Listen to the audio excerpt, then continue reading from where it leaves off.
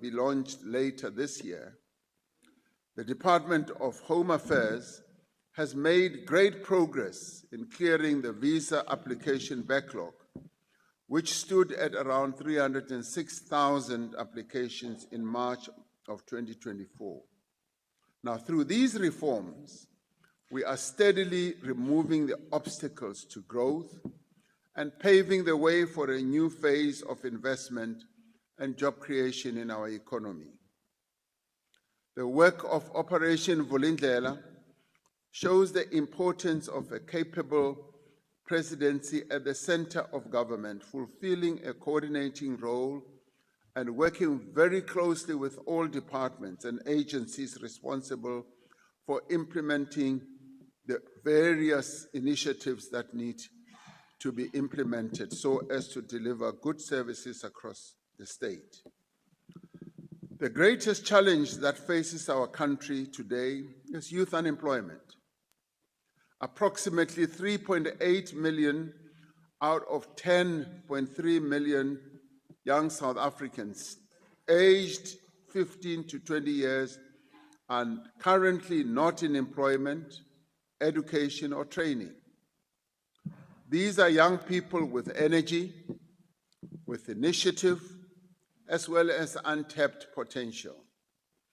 As we pursue faster and more inclusive growth, as government, we have undertaken programs of a large scale to provide opportunities for young people to earn an income, to develop skills, and to gain work experience.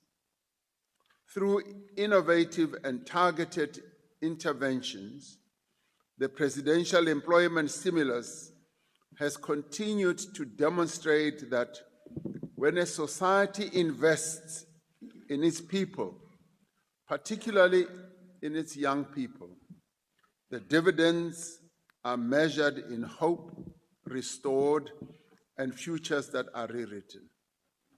In June of this year, we began a new phase of the Basic Education Employment Initiative, with over 200,000 young people being brought in to work as school assistants in over 20,000 schools across the country. This initiative has now created opportunities for over 1 million young people to serve as assistants in schools, supporting teachers in classrooms, in school administration, as well as in school maintenance. Having been to a few schools and have seen this in action, one cannot but be impressed with the manner in which our young people have taken up this opportunity. The program has been designed to strengthen the learning environment, which is a great benefit for our schools and learning outcomes as well. But in the process, the participants gain work experience and the skills that are vital to finding employment and to starting their own businesses as they embark on their own life journeys. Young people face many barriers. Without established networks in the economy, without any work experience, without money for things like data and transport, it is difficult for many young people even to look for work. To address these challenges, we also launched the SA Youth Mobi platform in 2020. Since then, it has linked a growing number of young people to learning and earning opportunities. There are now 4.7 million young people who are registered on SA Youth Network. Young people have been supported to access over 1.67 million earning opportunities having emanated from this platform. A significant achievement of South African youth in the vast majority of earning opportunities have been accessed by the most excluded young people. 70% of the opportunities have been accessed by young Black African women. Around 65% of the young people registered on SA Youth Platform reported that they live in households where at least one member receives a grant. This means that we are reaching some of the people who have the greatest needs in our country. With the support of government, the South African Employment Service, which is known as YES, has become the largest corporate-funded youth jobs program in the world. The program has to date provided over 190,000 young people with a year-long work experience opportunity. Through all these programs, coordinated by the Presidency, we are changing the way that government works and scaling innovative solutions to our unemployment challenge. And as it is now, a number of people and countries are thronging to our doors to come and learn precisely how we have structured these programs and how they continue to operate. Honorable members, education is at the center of our fight against poverty. The foundational years are central to a child's progress through their educational journey, and even later on in life. That is why our focus is on expanding access to quality early childhood development and early grade literacy and numeracy as well. We continue our efforts to ensure that learners have a safe and conducive environment in which to learn. To date, we have completed 97% of the sanitation projects under the SAFE initiative aimed at getting rid of pit latrines in our schools. The Department of Basic Education is undertaking the work that is needed to implement the Basic Education Law Amendment Act to ensure that all children have access to quality education as well as to well-run schools. We continue efforts to expand and to strengthen vocational training to match the skills we develop with the skills that are needed in our economy. Through NSFAS, we are expanding access to students from poor and working-class families. And with the support of the National Schools Fund, we're expanding assistance to the missing middle. This year, NSFAS has supported over 800,000 university and TVET college students. This provides opportunities to young people today that will, in time, transform our economy and society and lead our country. In order for us to give access for all people to quality health care, we have determined that we will address the poor state of our hospitals and clinics. Yes, we are investing in construction, revitalization, and maintenance of facilities of our health centers across the country as our budgetary capability becomes available. To address the severe challenges in health and in the preparation of the implementation of the NHI, we are directing resources towards hiring more doctors, more nurses, and health professionals, as well as the permanent employment of community health workers and purchasing the equipment and supplies that are needed in our health facilities. We are also determined to meet our HIV testing and treatment targets. Despite the withdrawal of the United States funding, the Minister of Health has reported on the progress that is being made, working together with stakeholders to mobilize resources to fill the gap that has resulted from the shortage or pooling of funding. The South African National AIDS Council, which is led by the Deputy President, remains at the center of our HIV/AIDS response, mobilizing all sectors and putting stakeholders to ensure that we end AIDS as a public health pandemic. For us to effectively tackle any of these challenges, we need to build a capable state with institutions that are resistant to corruption or interference. The recent adoption of the Public Service Commission Bill by the National Assembly marks a crucial milestone, enhancing the independence and effectiveness of the Public Service Commission in the work that it has to do to promote ethical governance. The bill will, in the end, enhance and allow the Commission to function as an impartial constitutional body and to ensure that the executive is compelled to act on the Commission's recommendations, thereby reinforcing accountability across the public sector. To make government work more efficiently and to bring it closer to the people, the Digital Transformation Roadmap was launched in April of this year. The roadmap itself focuses on building digital public infrastructure, including a digital identity for every South African.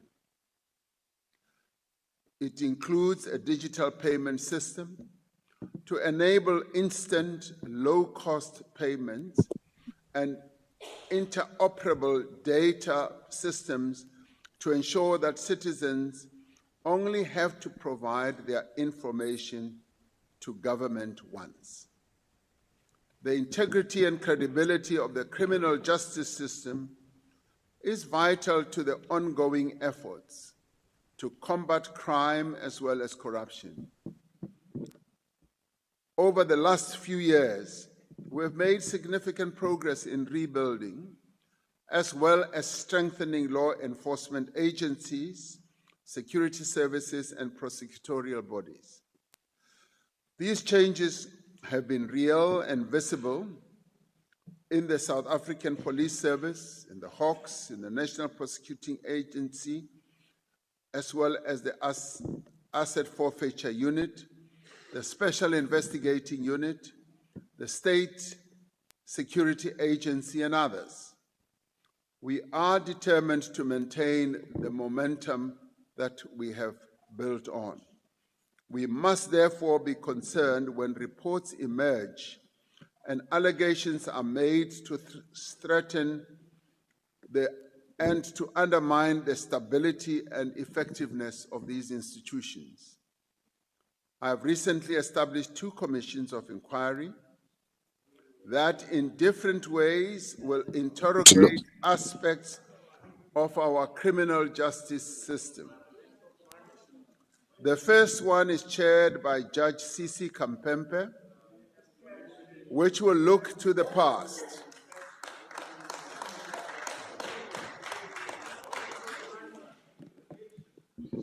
I see there's quite a bit of excitement on this side. Now, this commission, Honorable Speaker, as I take a sip of water, will investigate allegations of undue interference in the investigation of prosecutions of apartheid-era crimes. Not only is the commission necessary to ensure that justice for the victims of apartheid-era crimes and their families, but it will provide valuable lessons as we strengthen our efforts to ensure accountability now and into the future. The second, Honorable Speaker,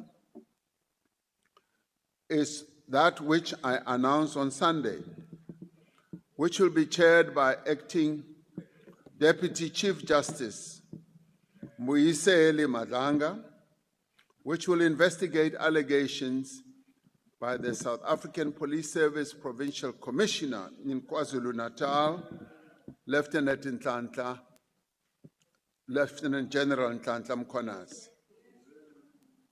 Lieutenant General Mkhwanazi alleged that the Minister of Police had interfered with sensitive police investigations and colluded with business people, including a murder accused, to disband the political killings task team based in KwaZulu-Natal. Now, these allegations are serious. They are also untested. It is therefore necessary that we establish the facts through an independent, credible, and thorough process so that we can ensure that there is accountability as well as safeguard public confidence in the police service. It is therefore strange that some people have voiced strong opposition to the establishment of this inquiry. Some have even said that I should take immediate punitive steps against Mr. Senzo Mchunu on the basis of untested allegations. Not only would this be unfair, but it would also create a very dangerous precedent.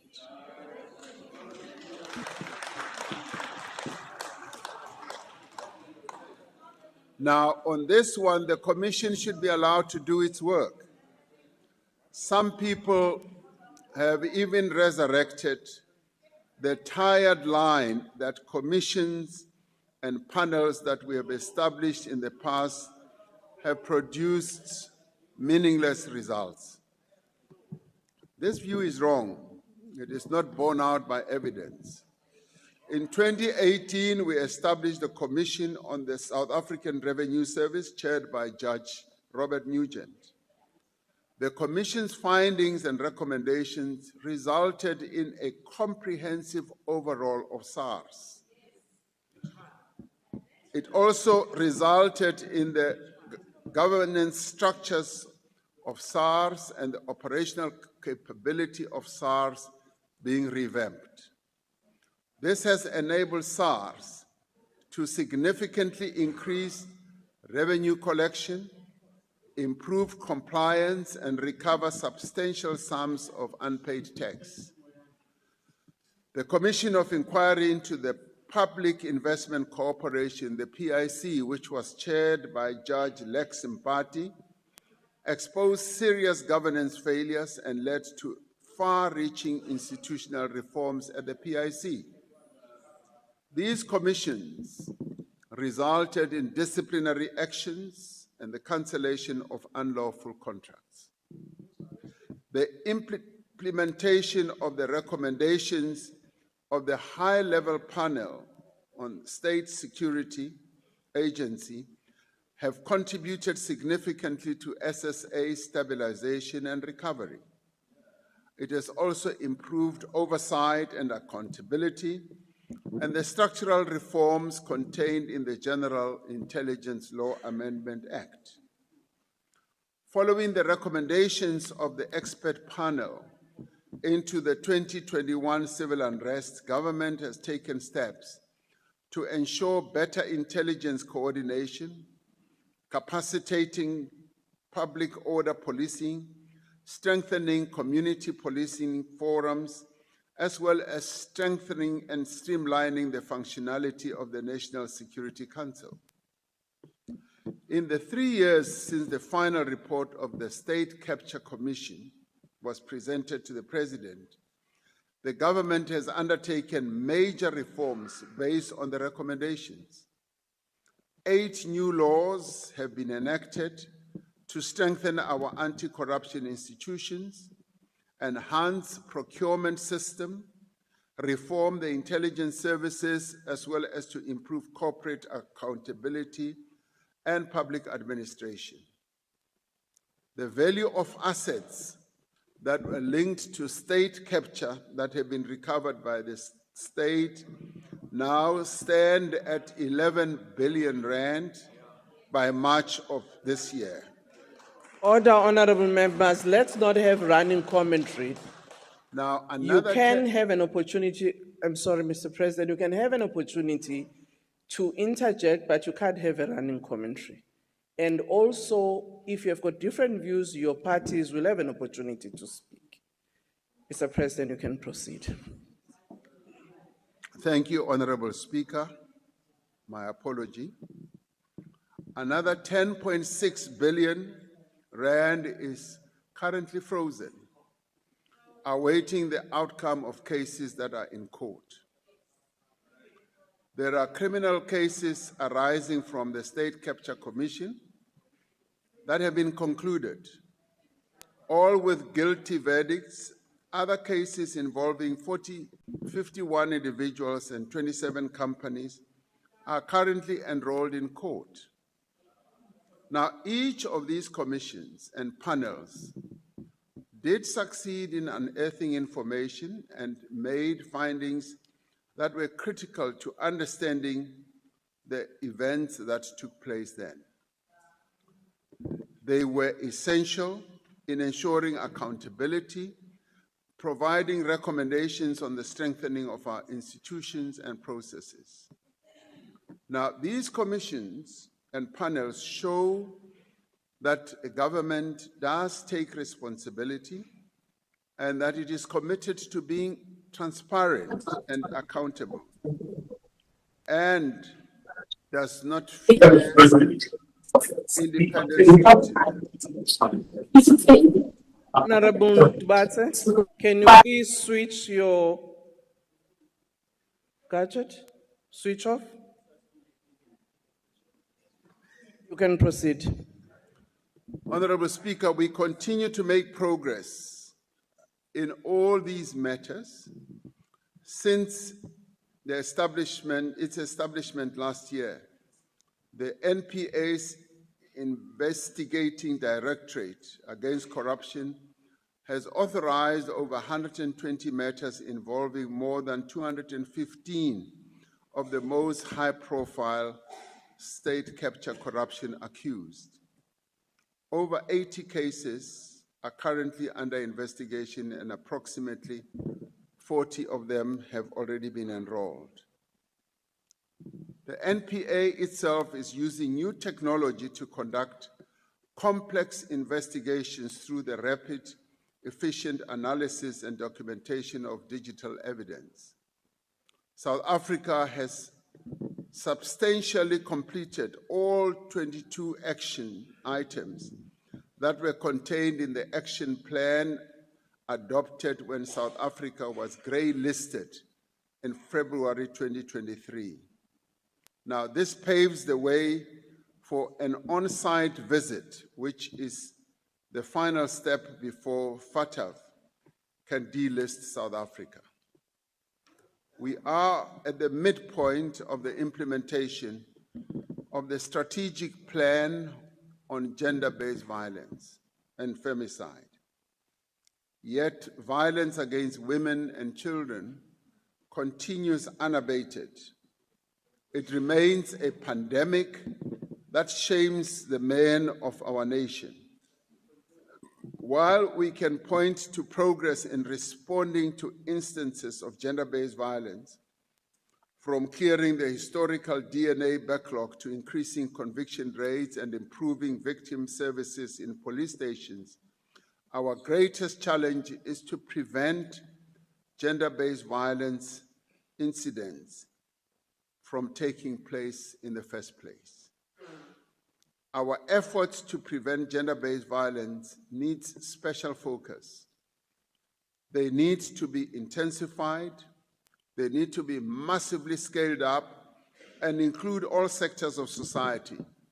We need to give greater attention to the social factors, such as alcohol abuse, that fuel such violence. The impact of weak governance is felt the most at the local level. We recognize that many of our cities, as well as towns, are failing to deliver basic services to our people, thus creating serious challenges for businesses and the residents of our towns and cities. We have initiated a comprehensive reform of the local government system, underpinned by a review of the white paper on local government that is being piloted by the Minister of Cooperative Governance. While this reform process is underway, the Presidency is providing targeted intervention and support in some struggling municipalities, starting with eThekwini and Johannesburg. Working groups established in both of these cities have brought together mayors, senior officials from local, provincial, and national government, business, civil society, as well as labor organizations to tackle the most urgent problems that some of these cities are facing. The progress made since we established the Presidential eThekwini Working Group shows that this model does work.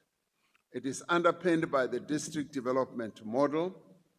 In the last year, the tourism sector in eThekwini has seen significant recovery, with a 33% growth in domestic trips in 2024, contributing over 17 billion rand to the local economy. The Presidency is uniquely positioned to bring together the many stakeholders within and beyond government who must work together to turn our cities around. Honorable members, South Africa's international standing has been greatly enhanced in recent years despite the increasingly challenging global circumstances in which we pursue our national goals and interests as a country. Multilateralism is on the retreat. Global stability and development are being threatened in the main by unilateral and coercive economic measures that a number of international players are resorting to. Conflicts in some parts of the world are having economic, political, and social consequences far beyond the areas of conflict.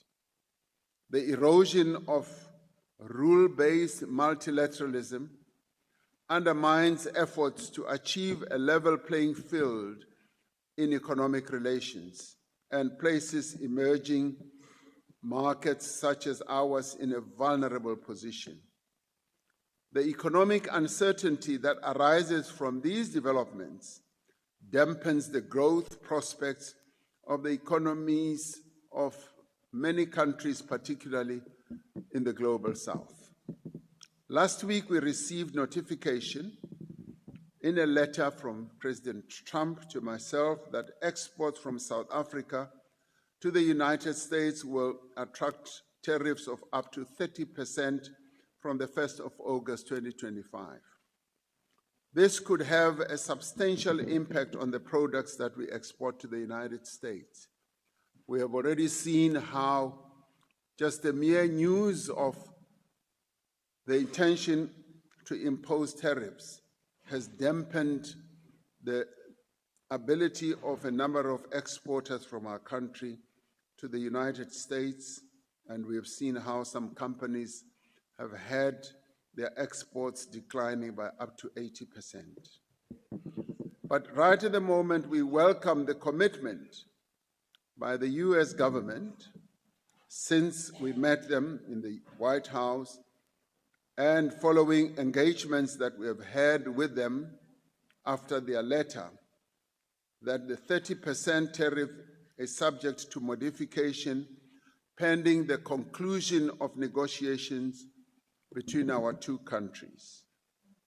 Those negotiations have commenced. At the same time, we continue to work to diversify our export markets and to build a more resilient domestic economy.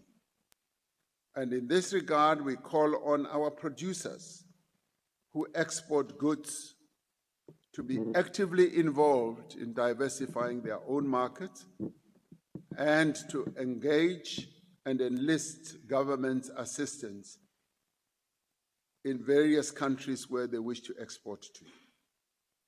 We continue with our efforts to strengthen our relations with the United States, which still remains a strong investment and trading partner to our country. Our successful working visit to the US in May reaffirmed the importance of keeping the channels of dialogue open and established a basis for greater engagement and cooperation, which, as I said, is ongoing. Organizations that seek to use South Africa's relations with other countries to advance their own domestic agenda do undermine our national interests and efforts. We are now at the halfway mark of our G20 presidency. So far, nearly 70 of the 130 planned official meetings or engagements have taken place, and we are glad that they have continued to take place in various parts of our country, in our various cities, in various provinces. We are making progress in engagement with fellow G20 countries on the central themes that we have identified for our presidency. Through our participation in other fora, such as the BRICS Summit, which ended just a few days ago in Brazil, and the G7 Summit, which we attended in Canada, we have reinforced our position on critical issues of concern to all G20 countries and beyond G20 countries as well. These issues include debt sustainability and financing for development and climate action. We are seeking agreement on the sustainable approach to critical and rare minerals that benefits the communities and countries where those resources are extracted and found.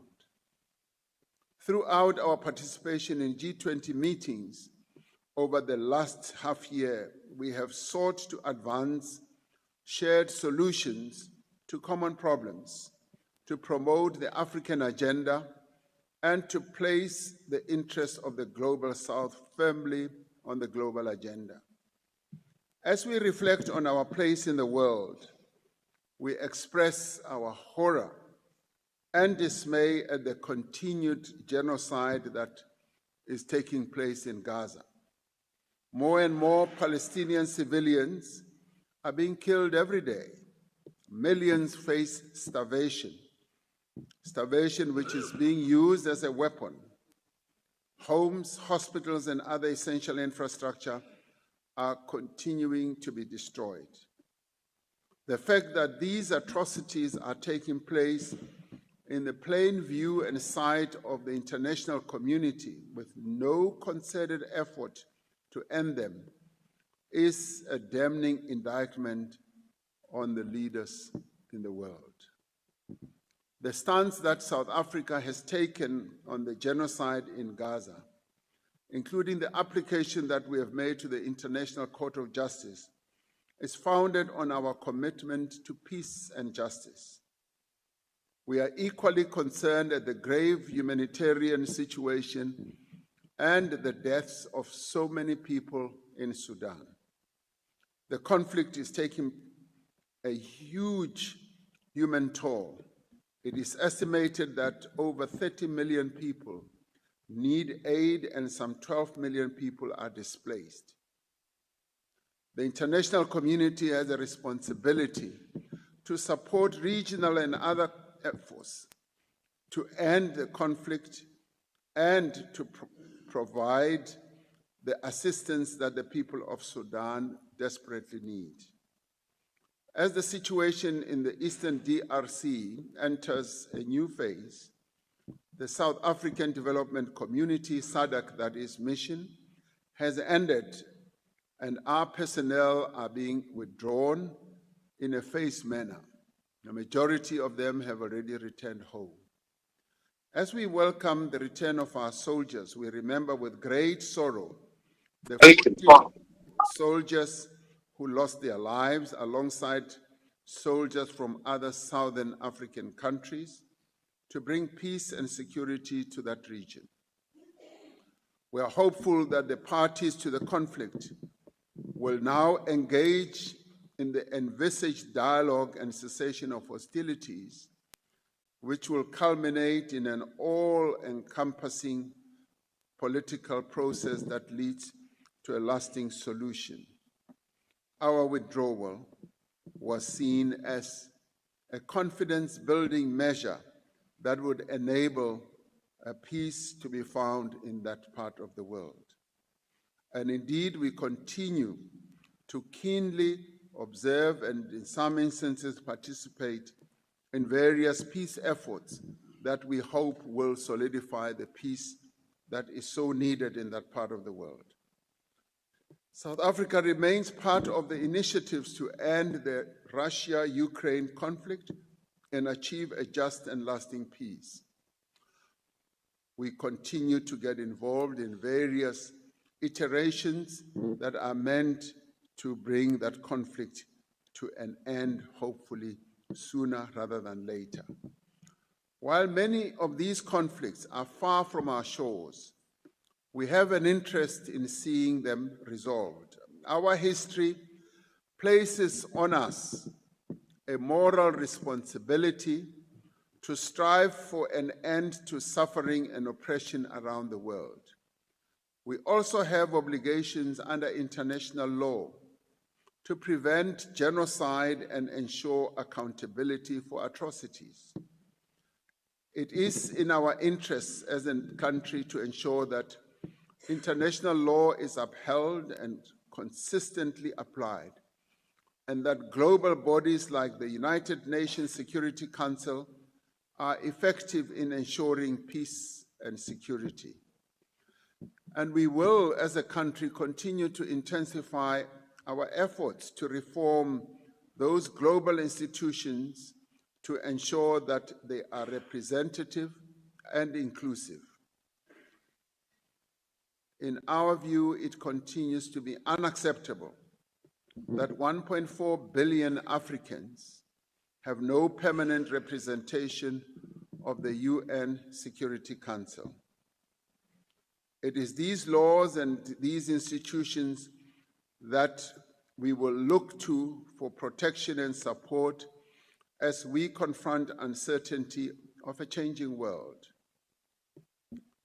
Our message for the reform of the United Nations Security Council is continuing to spread, and in many centers it is beginning to sink.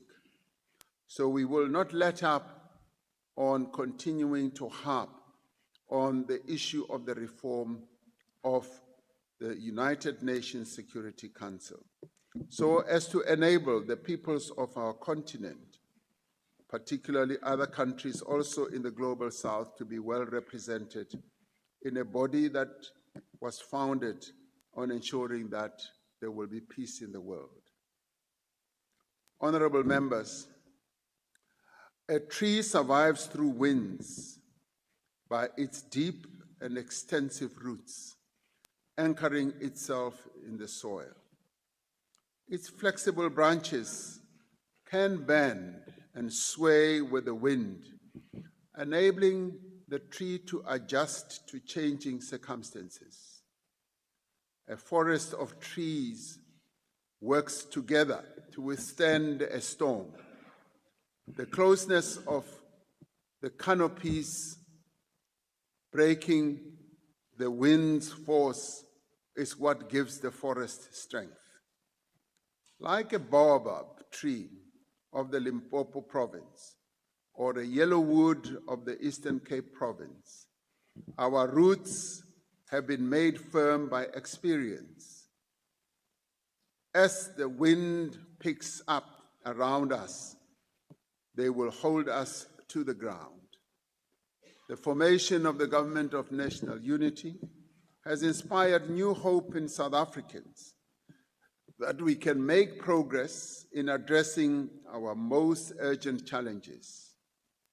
And indeed, following the elections, the fact that we were able to set up a body like this has also inspired a lot of hope in the hearts of many South Africans. Our task is therefore clear. We must grow our economy. We must create jobs. Yes, we must reduce poverty and tackle corruption and crime. And as we do so, we should be well armed with a state that is capable of ensuring that the people of our country have the best that they can get. While we will always have differences and disagreements, we are all committed to staying the course and seeing through the various reforms and improvements that we must go through in order to deliver a better South Africa to all the people who live here. We must combine the strength of our principles and our convictions with an openness and willingness to listen, but to listen to one another and to adapt. The Presidency will continue to lead government in ensuring that we do so and that we deliver a better South Africa to all our people. Madam Speaker, I hereby commend the Presidency budget vote to the National Assembly and look forward to the debates that are going to ensue here. I thank you. Thank you, Honorable President.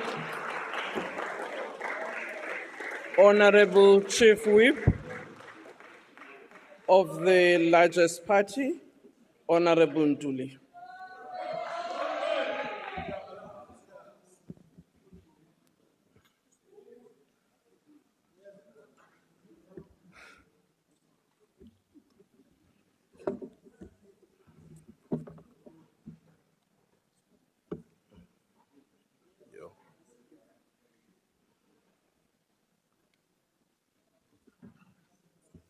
You.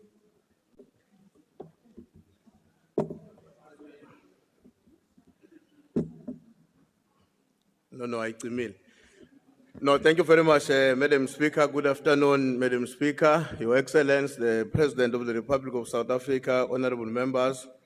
Madam Speaker, I think it's important that let me begin my comments in this debate on the budget vote one of the presidents by stating something which I believe is obvious to all of us, which nevertheless must still be stated. That issue, Madam Speaker, relates to the central role of the central role that Parliament and parliamentarians must never forget, that we sit in this position of leadership for the sole purpose of loyally serving the people of South Africa. I'm therefore convinced that all of us will agree that one of the most important and urgent challenges facing our people is to defeat poverty and unemployment. Our leadership echelons from Parliament, business, labor, and civil society must work together in response to this perennial crisis.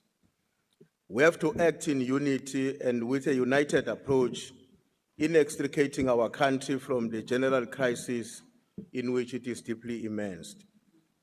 Madam Speaker, I'm raising this concern because it is my considered view that there are some among us, sometimes including within the government of national unity, whose genuine commitments towards the eradication of poverty and unemployment leave so much to be desired.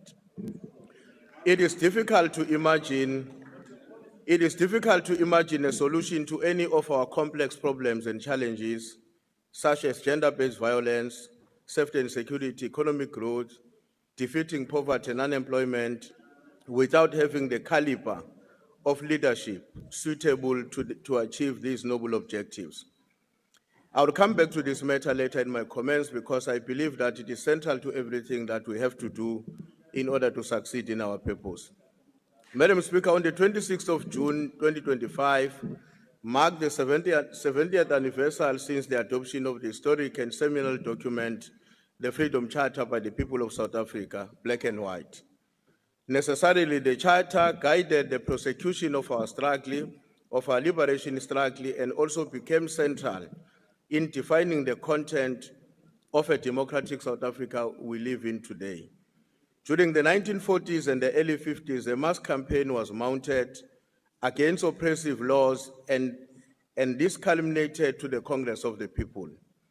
The Congress Alliance was born during the campaign of defiance against unjust laws. In the face of the growing state repression, the movement intensifies its challenge against the regime by outlining a vision of an alternative society. This led to the Congress of the People, an open assembly of democratically elected delegates held in 1955, which adopted the Freedom Charter. Madam Speaker, it was that historic Congress of the People which declared that, and I quote, "We, the people of South Africa, declare for all in our country and the world to know that South Africa belongs to all who live in it, black and white, and that no government can justly claim authority unless it is based on the will of the people. That our people have been robbed of their birthright to land, liberty and peace by a form of government founded on injustice and inequality. That our country will never be prosperous or free until our people live in brotherhood and adopt this Freedom Charter. And as we pledge ourselves, the Congress continues to strive together, sparing neither strength nor courage, until democratic changes here set out have been won," unquote. Madam Speaker, the central message from the Congress of the People was very clear. Majority of our people engage in a struggle against oppression and oppressive laws. The Charter redefined the struggle. It was absolutely clear that the main aim was no longer to modify the existing order or to reform a society whose basis was fundamentally flawed. Rather, a complete new order based on the will of the people was put on the national agenda. In many respects, the Freedom Charter was a response to historical injustice consciously perpetrated against the majority in our country. These majorities and their primal concerns were also excluded on the agenda of the conference of the Synod of the Dutch Reformed Church held in Stellenbosch in 1983, which was to investigate what was called the poor white problem. The conference gave birth to Transvaal Indigence and Kennesh Commissions of 1908 and 1932, respectively, both of which stood on the firm foundation of colonial dispossession and later the post-apartheid 1948 apartheid project. The reality with which we must contend with is that the legacy of colonialism and apartheid stubbornly remains with us. None of us in their right mind can deny the fact that in our country, economic advantages and disadvantages were and remain socially and politically engineered by processes. It is in this context that since 1994, the democratic state has sought to put in place legislative and policy framework designed to transform South Africa into a truly non-racial, non-sexist, and a prosperous country in all its aspects. The legislative interventions, such as Basic Education Law Amendment Act, the Bella Act, the Employment Equity Act, among others, are intended to give content to the assertion in the Freedom Charter that, as I quote, "Our people have been robbed of their birthright to land, liberty and peace by a form of government founded on injustice and equality, and that our country will never be prosperous or free until our people live in brotherhood and adopt the Freedom Charter." Madam Speaker, it would be difficult not to come to the conclusion that those who oppose the transformation agenda in our country are loyal descendants of the Stellenbosch Dutch Reform Conference, whose main preoccupation even today remains the resolution of the poor white problem. It is perfectly clear that the right-wing conservative and their liberals allies are not committed to the project of social transformation in our country. Hence, we have seen them calling for foreign capitals to intervene in our domestic affairs. This is a conduct and a tendency we must confront and defeat. Comrade President, the ANC believes that the budget of the President is an important instrument to strengthen the President's so that it continues to discharge its responsibilities to the nation. The leading role of the President, particularly in Operation Vulindlela, is commendable and will undoubtedly reposition South Africa as the choice of investment. The continuing effort towards the restructuring and strengthening of the state institutions remain fundamentally important to the future of our country. It is also in this context that we firmly support the decision of the President to set up a commission of inquiry to investigate the allegations pronounced by the KZN police commissioner. There was absolutely no better way, Comrade President, rather than setting up an investigation led by a judge as a legitimate platform through which the issues can be ventilated in order to ascertain the veracity or otherwise of these obviously very grave allegations. It is also my considered view that Parliament, as one of the organs of the democratic state, must urgently determine its own course of action in response to these serious and grave allegations. Madam Speaker, during his State of the Nation, the reply to the State of the Nation address on the 13th of February 2025, President Cyril Ramaphosa had the following to say, and I quote, "The debate illustrated dangers of retreating to corners, isolating ourselves in ideological, cultural, racial, and linguistic enclaves, and hardly ever engage beyond their immediate circles. This is not conducive to nation building in a situation like ours, where diverse people live side by side. This is what makes the forthcoming national dialogue so important. South Africans, informed by their different lived experiences, can discuss the many challenges facing our nation and develop a common solutions. The journey we are embarking upon now through the national dialogue will result in a concrete process to become more united and stronger South Africa in the face of many political, social, economic challenges, both globally and locally," unquote.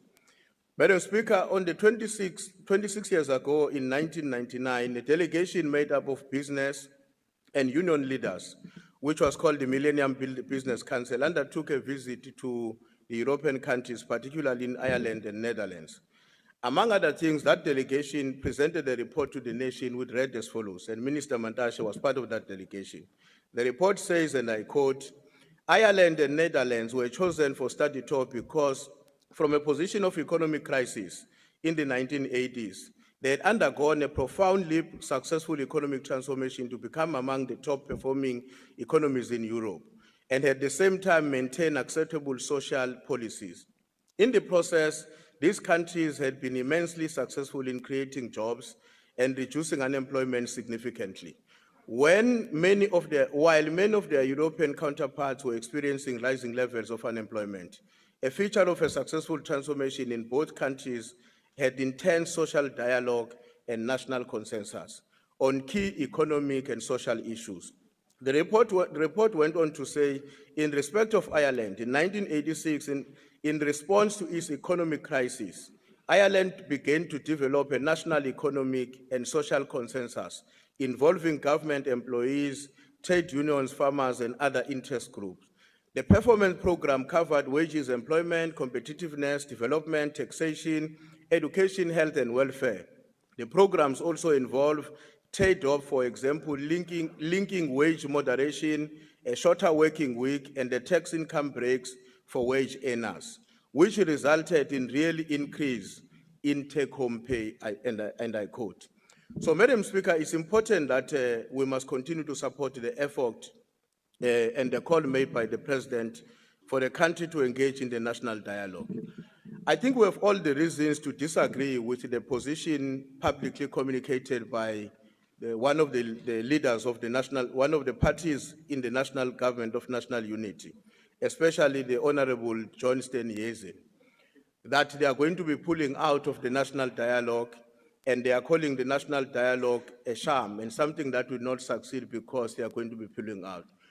It's my considered view that nobody must be allowed to stop on the direction of the national dialogue. And the country must be afforded an opportunity from all sectors of society to engage and find a solution to the problems that continue to confront us. On the same vein, Madam Speaker, the leader of the EFF, the Honorable J.S. Malema, made a public interventions a few weeks ago. And of course, true to his own character, part of what he argued was that this national dialogue is not going to be a success and therefore should not be supported. And he based in his argument purely on the basis of the fact that the money that was allegedly pronounced without even a government official position is going to be the biggest scam of that period. I do want to say, Madam Speaker, that some of us were not surprised by the comment and the position adopted by the Honorable Malema in this regard, because we believe that he is part of the people who are not for the alternative of the country in which we can have dialogue, convince each other, agree on the direction and the compromises that each one of the sectors must enter into. But rather he believes and subscribed together, by the way, with the leader of the MK party on the politics of strong men, where decisions must be left to certain Honourable individuals. Ntuli, could for you them please to take your decide seat? what There to is a do. point of order. Honourable Matiasi, what is your point of order? Deputy Speaker, I think the member, the Chief Whip of the ANC, is deliberately deceiving and misleading the public by misquoting and distorting what the Commander-in-Chief says. And for that, I would want you to rain on him and declare him out of order because he's misquoting, distorting and also misleading the public about what exactly the Commander-in-Chief said. Thanks, Deputy Speaker. Thank you, Honourable Matiasi. I'm not in a position to determine whether that was indeed misleading or not, and we will therefore proceed. You may write to the Speaker, should you wish, so that there can be a ruling on this. Honourable Ntuli, please proceed. Thank you very much, Deputy Speaker. I think it's important to emphasize the point that our country will not succeed if it is subjected to the politics of strong men, and that nobody must be allowed to intervene and succeed to stop South Africans in their quest to determine the future they want and the future they do not want. Not even any of those parties represented in our National Assembly. Thank you very much. The Honourable Leader of the Opposition.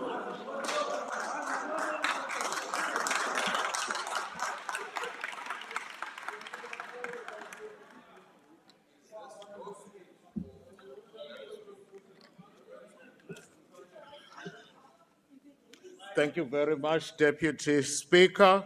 Honorable Deputy Speaker, honorable members of this august House, fellow South Africans watching at home, all MK commanders, cadres, and ground forces, I salute you. I rise today on behalf of Umkhonto weSizwe Party, the true voice of the oppressed, the forgotten, and the betrayed. Today we stand here not to decorate this chamber with empty words, but to deliver a clear message of defiance and truth. We stand in absolute rejection of vote number 1 on the Presidency and the National Assembly budget. This is so because we refuse to fund lies, hypocrisy, and a failed dream. We are living in a country where the price of bread decides whether a child eats or goes to bed hungry.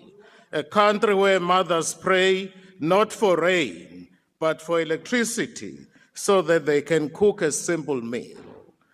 We live in a South Africa where hope is more expensive than petrol, and dreams are as empty as the dry taps in our townships and villages. Mr. Ramaphosa, the presidency we debate today is not the house of the people. It has become a fortress of a conflicted and compromised president, a president broken beyond repair, leading a nation shattered by broken promises and shattered lives. This is a president whose couch swallowed millions in foreign currency, palapa,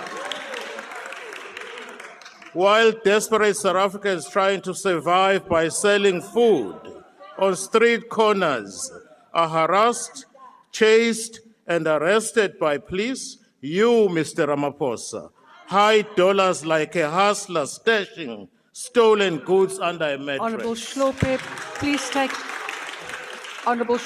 please take your seat. There is a point of order. Honourable Skosana, what is your point of order? Yeah, thank you very much, Honorable Deputy Speaker. I'm rising on Rule 84. The leader of the MKP here says the president is broken beyond repair. I don't think that is parliamentary in reference to the president. Honourable Skosana, honourable members, please allow me to rule. Honourable Skosana, that is a matter of argument. It is not a point of order. Honourable Shlope, please proceed. Thank you, Madam Speaker. And today, we are asked to fund this office to rubber stamp this betrayal. Never, never. Mr. Ramaphosa, you claim to fight corruption, yet you are the living, breathing embodiment of corruption itself. Under your watch, South Africa has become a land of commissions of inquiry without convictions. Endless talk shops designed to pacify the public while looting continues. We talk of a conflicted president. Honourable Shlope, please take your seat. Honourable member, what is your point of order? No, I'm rising on Rule 85, Deputy Speaker. The speaker on the podium intimates that the president hid stolen goods under his couch. That is casting aspersion. I would like you to rule on this matter. Honourable members, I will refer to the unrevised Hansard and come back with a ruling on that matter. But I also, honourable members, I do want to caution you as well on both sides of the House. Honourable members, we are in a House where we allow debate, where we have freedom of speech and where we are allowed to voice our opinions. But if you do not agree, that does not mean that you have to rise on a point of order every time you don't agree with it. And it goes for both sides of the House. So, honourable members, please refrain from spurious points of order. Honourable Shlope, please proceed. Thank you, Madam Deputy Speaker. We talk of a conflicted president. General Mkhwana is in a revelation that should shake the foundations of this parliament, expose that the police are captured by criminal syndicates. SAPS is no longer a shield for the innocent. It has become a rented army protecting drug lords and criminal enterprises. But let us be clear, there are good men and women in SAPS, brave officers who protect our communities with integrity. These honest officers are being tarnished by a few rotten apples at the top. Recently, the head of crime intelligence and other senior officials were arrested, a sign of deep instability at the highest levels. Some even argue they were targeted for doing their jobs too well, which makes this arrest even more alarming and remarkable. The MK party stands firmly with General Mkhwana and all other government officials who stand for peace, justice, and the rule of law. We support those who expose the rot, no matter how high it goes. Mr. Ramaphosa, you speak of fighting corruption, yet you place your own Minister of Police on special leave instead of expelling him from the cabinet, as you recently did with regard to the DA Deputy Minister. Other ANC ministers who have damning allegations leveled against them are simply moved to different portfolios. This inconsistency reeks of selective morality. It shows that protecting your faction is more important to you than protecting the people of this country. Point of order. The late Chris once warned, I quote, "What I fear is that the liberators would emerge as elitists who will drive around in Mercedes-Benzes and use the resources of this country to live in palaces and to gather riches," close quote. Under your leadership, Mr. Ramaphosa, this fear has become our daily reality. We talk of a broken country. Empty vessels make more noise. We talk from a broken country. ESCOM is broken. Transnet is broken. Prasta rusted and dead. SAA looted into a carcass. Denel a ghost of his former self. Municipalities bankrupt and drowning in sewer. While the people cry for service delivery, Mr. Ramaphosa's government delivers only excuses and consultants' invoices. The so-called government of national unity is nothing but a government of national convenience, a marriage of political opportunists who cannot agree on basic bread and butter issues, but unite to protect their seats and their stomachs. The DA and the ANC, under your leadership, now sleep in the same bed, under the same blanket of white monopoly capital. The same DA once spat on the Freedom Charter. It now shares cabinet space and dinner tables with your ANC. You call it unity, we call it treachery. Now we hear of your so-called national dialogue. Let me tell the people of South Africa what it really is. It's not a dialogue for the nation. It is an ANC election campaign funded by the taxpayers' money. Mr. Ramaphosa, you lead today a broken ANC, a party with the lowest membership in decades, a party that has lost key metros, a party that has become a mere shadow of its once proud self. Branches are non-existent, communities are leaderless, and the people have lost faith in you. But let us be clear. Let us be clear, this is not an accident. Your handlers and puppet masters behind the scenes planned this betrayal all along. They are using you to destroy the ANC from within. Honourable and to Shlope, hand please this. take your seat. There is a point of order. Honourable DM, what is your point of order?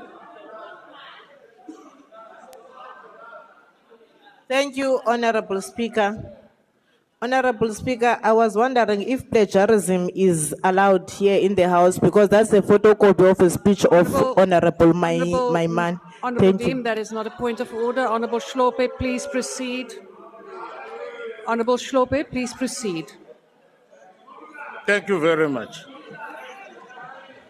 They are using you to destroy the ANC from within and to hand this country back into the hands of the former oppressor. The future of the black child is at stake here. As MK we say, we will not allow the soul of this country to be auctioned off to big businesses and colonial masters. We will defend that black child in the rural village, in the dusty township, in the overcrowded classroom. We will fight so that no child must choose between hunger and education, between dignity and survival. Our communities feel it every day. I met a gogo in Wembezi last month who recollects that she fetches water from a dish because the taps have been dry since October last year. In Soweto, a young mother told me that she uses paraffin because load shedding has destroyed her small catering business. In Hammaskral, people drink contaminated water while you sip imported water in Mahlambandlovu.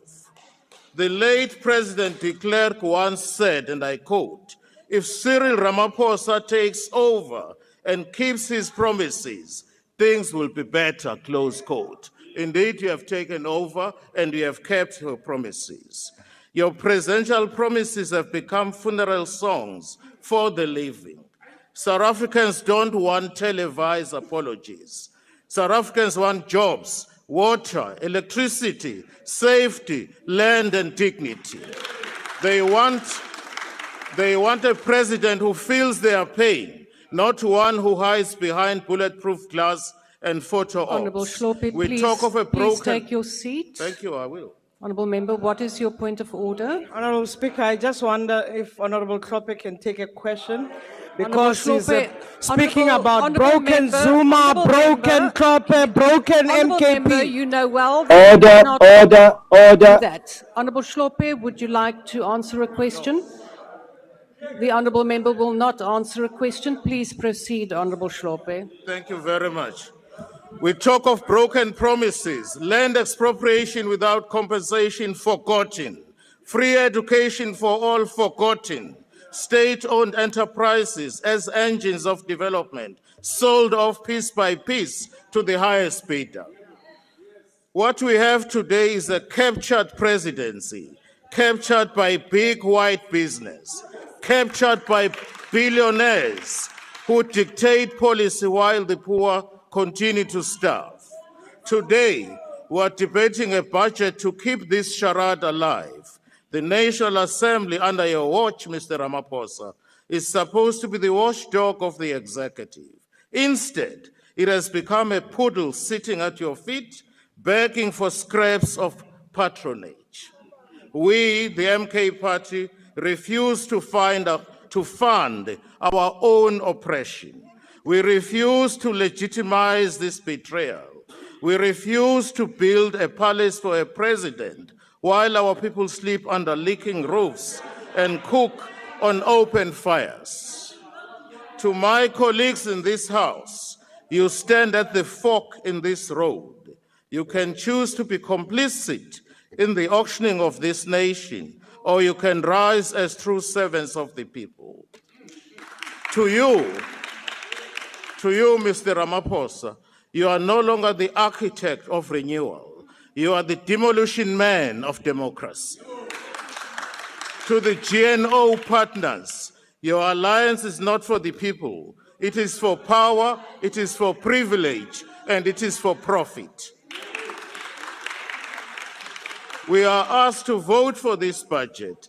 The MK stands resolute. We will not. We reject this budget and vote one. We reject a president that has become a piggy bank for the elite. We reject a parliament that has turned into a silent spectator to national decay. Honorable Deputy Speaker, the people of this country are watching. They will remember who stood with them when they were hungry, jobless, and homeless and hopeless. The MK Party will continue to fight for the South Africa where land and wealth are shared, where children drink clean water, where the lights stay on, and where the president serves, not sells, the people. Let history record, we refuse to endorse these lies. We refuse to fund betrayal. We refuse to clap hands for a captured president. The MK Party stands firm. I end by asking you, Mr. President, corruption is so common in this country. It happens right under your nose. The question is, why can't you see it every day? Why can't you see it every day? What is the obstruction? I end you. Thank you.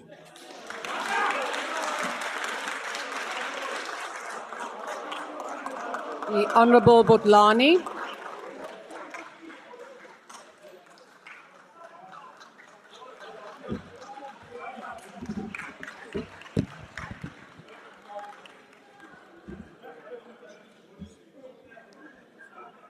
Order, honourable members. Thank you, Deputy Speaker. Mr. President, Ministers, fellow South Africans, Bagolo Dumelang. The Constitution of the Republic of South Africa is a pivotal piece of legislation which has served South Africa well. However, Poor implementation has also meant that we are not where we are supposed to be, especially considering the investment that has been made on developmental projects. It is this very constitution that has empowered the government communication and information system, which stipulates that the public should be provided with timely, accurate, and accessible information. Mr. President, the authors of our constitution could not have imagined that in 2025, communications would be as advanced as it is today. However, the core principles remain as freedom of expression, accountability, transparency, and an open governance, which must be held as sacrosanct. The GCIS is well placed to provide strategic leadership and coordination of government communications, delivering on a mandate of informed citizens. However, the GCIS operates in a legislative vacuum. The intervention of the government communication policy in 2018 is no longer sufficient. The absence of legislation has led to unstructured output and frequent politicizing of the GCIS. Today, it is being used to promote the 700 million rands national dialogue. Before last year's national and provincial elections, the GCIS paid millions of rands in a series aired by the SABC to advertise the good work that was allegedly being done by the ANC government. Yet, with the formation of the Government of National Unity, the GCIS is failing to come to the party by communicating on behalf of ministers from the various parties. Perhaps this failure is because of the failure to fill critical vacancies like the Director General position, leading to targets not being met. Despite having a healthy budget, this, Mr. President, is unsatisfactory. The debate occurs as the SABC commemorates 75 years.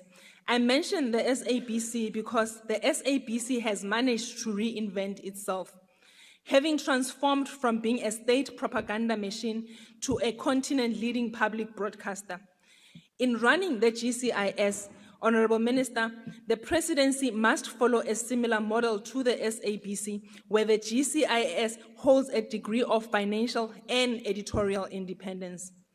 Speaking in this House a few days ago, Minister in the Presidency declared, print media is dead. This pierced the hearts of veteran journalists and those who run community medias, who hoped that the minister would have some confidence in the sector. The question then becomes, if print media is dead, what does that mean for the mandate of the MDDA? Do we just drop print media and move on, or do we do something about this?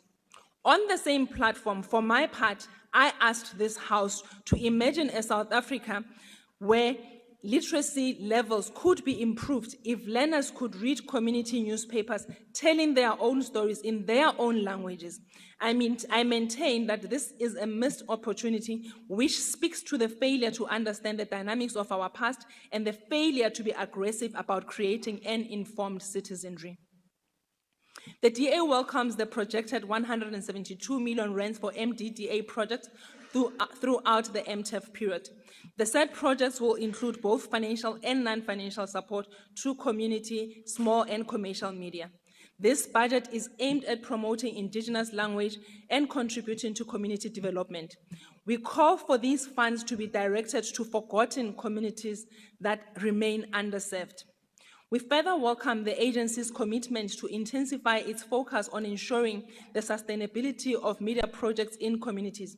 We reiterate our position that opening new community media projects without a sustainability plan does more harm by causing regression once dependency and expectation has been created.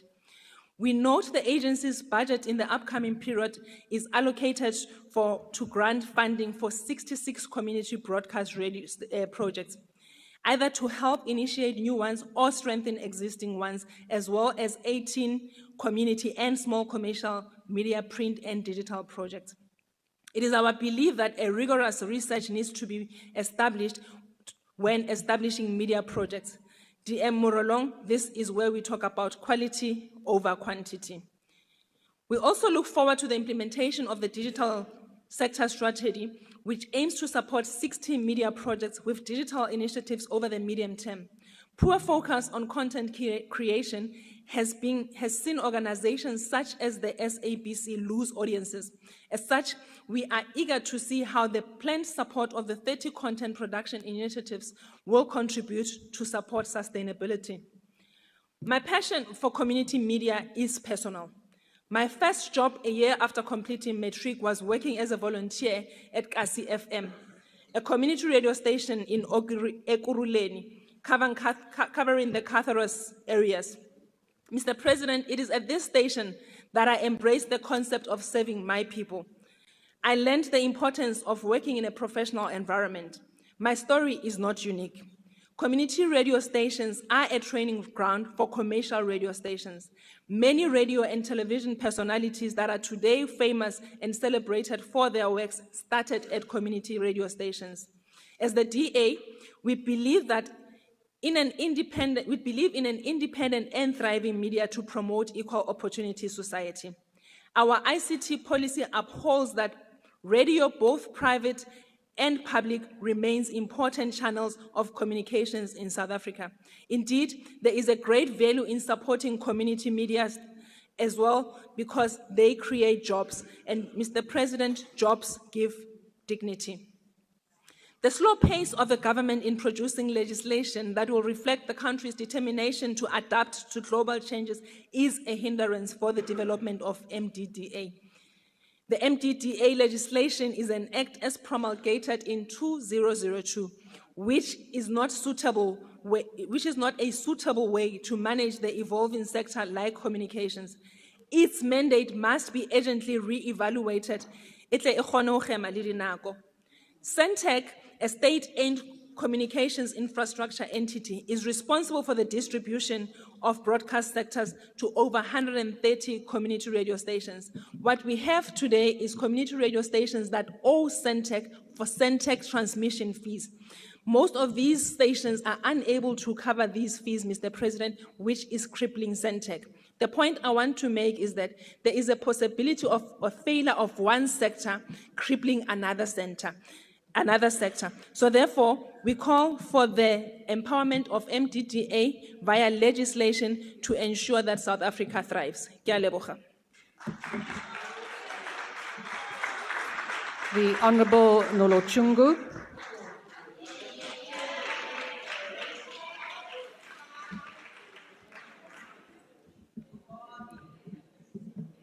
House Chairperson, let me begin by greeting the Commander-in-Chief and the President of the EFF, who today, like a true grounded revolutionary, is in his home ward in Seshego, defending Ward 13, which has been led by the EFF.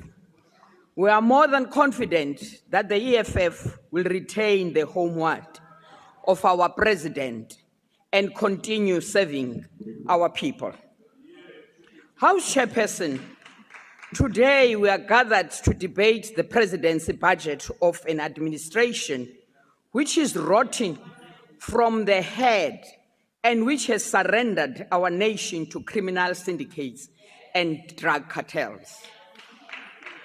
The ANC, under the leadership of President Cyril Ramaphosa, has failed dismally to fulfill the very mandate his entire presidency ticket was based on, which is to uproot corruption.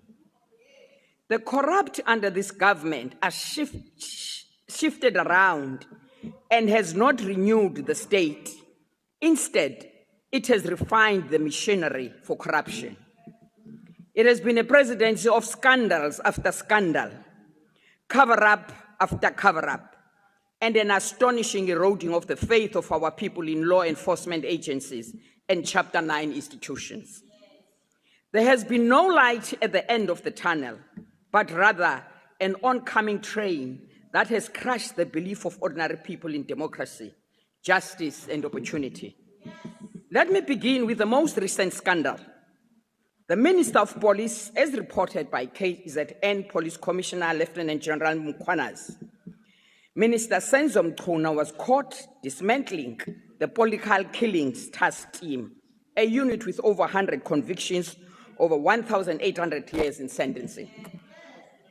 He was exposed of dismantling it, withdrawing over 120 dockets in order to cover up his and many other ANC politicians' involvement in political assassination, in tender fraud, connections to criminal enterprise, such as that of Vusumzi Ket Matlala,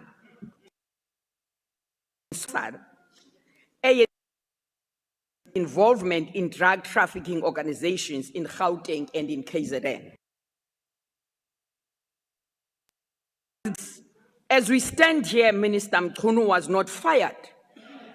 He was not arrested. He was put on special leave. Something that the president has no powers to do. This has been another character trait of the Ramaphosa presidency, akin to a dictatorship, where he conducts himself outside of the confines of the Constitution. We have written to President Ramaphosa this morning, pointing out to him that he is engaged in an undermining of good governance and plain constitutional delinquency. You cannot appoint an acting minister outside of Parliament and Cabinet. You cannot place a minister on special leave while he will continue to draw a salary and ministerial benefits, while he has no verifiable duties and functions.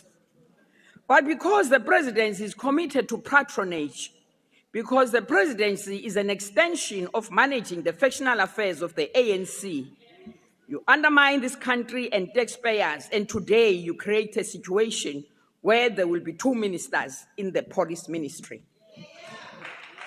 You have undermined the confidence of our people even on mechanisms to uproot corruption such as judicial commissions of inquiry, because you are known to establish commissions, task teams, special units and special envoys that have become employment agencies of cadres you cannot deploy to Parliament or Cabinet.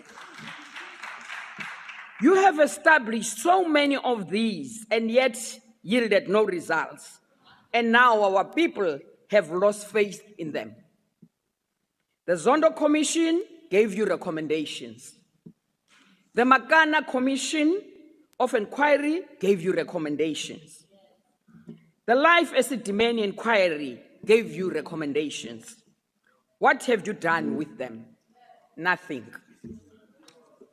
You have established a presidentially advisory panel on land reform, a National Anti-Corruption Advisory Council, a BBBE Advisory Council, an Economic Advisory Council, investment envoys, employment stimulus, and even a commission on the 4th Industrial Revolution.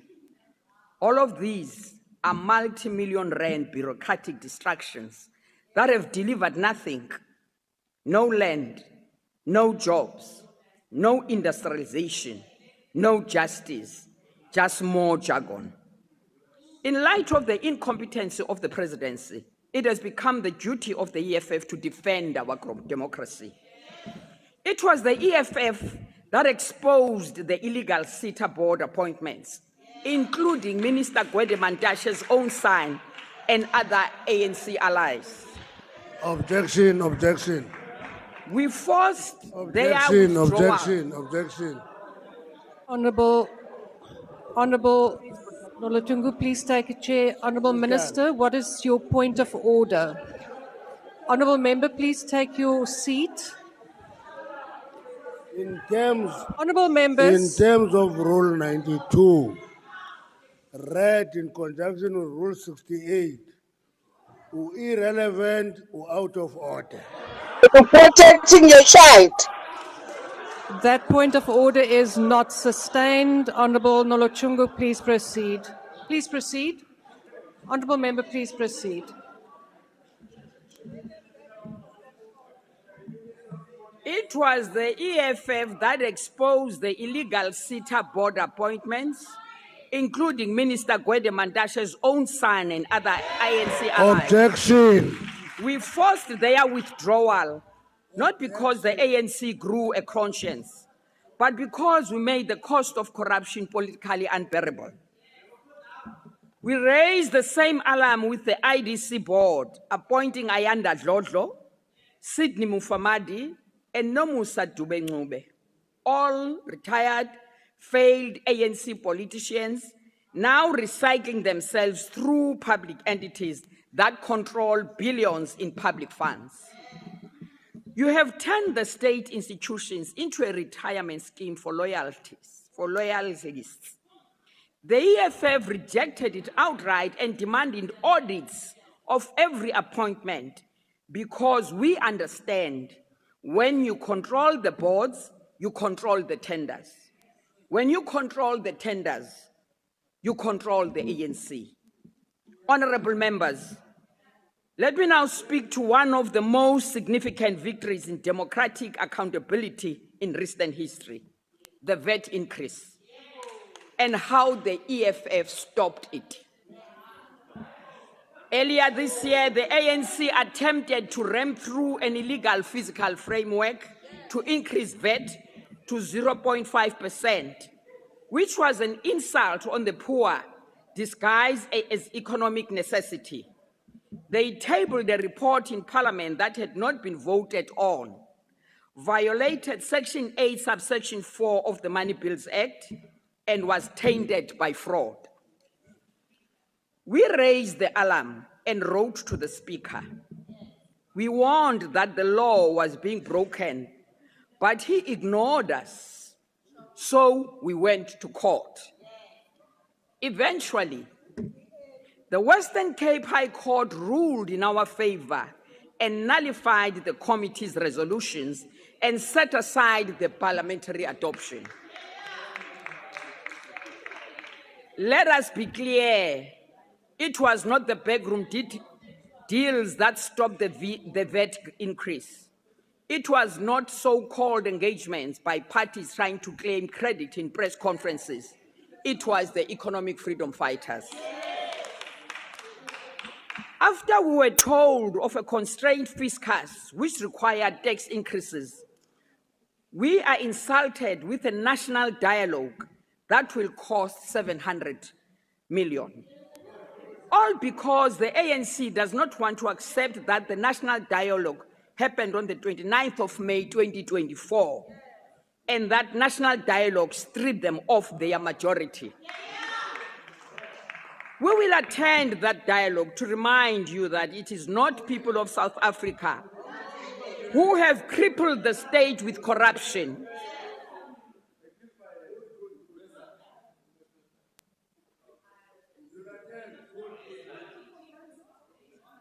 It is not the people of South Africa who destroyed law enforcement agencies. It is the ANC. It is not the people of South Africa who have destroyed the SOEs, failed to create jobs, and allowed drugs to destroy the youth. It is the ANC. The people have spoken, and they do not need 700 million to be spent to repeat the message they gave you at the ballot in 2024. This is the real legacy of the president's silence in the face of corruption, indecision in the face of crisis, and appointments designed to protect patronage over principle. No last attempt at legacy building will rescue your legacy. Mr. President, and perhaps you should have stayed in business because now you are tied to the rot of the ANC forever. The EFF rejects this report. Thank you. Speaker.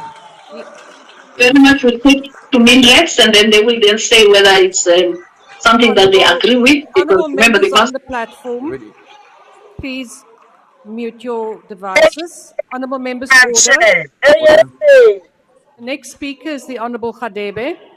Order.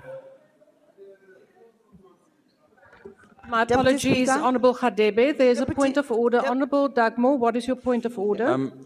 Deputy Speaker, thank you. I rise on point, in fact, Rule 36, which specifically refers to the absence of members. And while appreciating the previous speech, the Honorable Malema is absent for a serious number of occasions, and I wondered if your office is investigating his absence as the leader of the EFF. Mr. Blackmore, thank you very much, but that is not a point of order to be raised now. And I would perhaps caution everyone, if we do start looking at who's present and who's not, that it could be a bit embarrassing for all parties. Honourable Maotwe, what is your point of order? Yeah, no, thank you very much, Deputy Chair, for your solid ruling. Mr. Dagmore must focus on being a whip of the ANC and leave our affairs. We're fine. Maotwe, that President is not a point of is the order. party leader here. Honourable Maotwe, that is not a point of order. Okay, thank you, Deputy. My issue was on the president of the country, Dr. Ramaphosa. Watiba, for nako engata, Deputy Speaker, nasa mamela, na duti soka robets. So kara sa gramo laitsa wa me chief whip ya na hantle. Honourable Maotwe, mo question or atso here mo sebetsi mona. Asebetse ask arubala, Deputy Speaker. She's out of order, Honourable Speaker. Honourable members, and perhaps just as a point of clarity, the table has informed me. Honourable members, order. Table has informed me that the Honourable Malema is indeed online. This is a hybrid sitting. We will now proceed. My apologies, Honourable Khadebe, please proceed. Thank you, Madam Speaker. Madam Deputy Speaker, one cannot help but acknowledge the enormous yet surmountable task entrusted to the Presidency. Now more than ever, it is expected to deliver on its mandate amid the country's pressing challenges. South Africans look to it to advance the national agenda of social transformation, strengthen governance and build state capacity, among other critical responsibilities. Mr. President, amid the prevailing economic gloom that has left many young people unemployed, Operation Vulindlela has worked tirelessly to implement structural reforms critical for sustaining economic recovery and addressing the root causes of low growth and high unemployment. The Presidency's role in monitoring progress and actively supporting the fast-tracking of high-impact reforms by identifying obstacles and ensuring execution demonstrates its ability to diagnose challenges and drive solutions. However, a key concern remains consequence management. Sustaining economic recovery demands relentless commitment from all departments.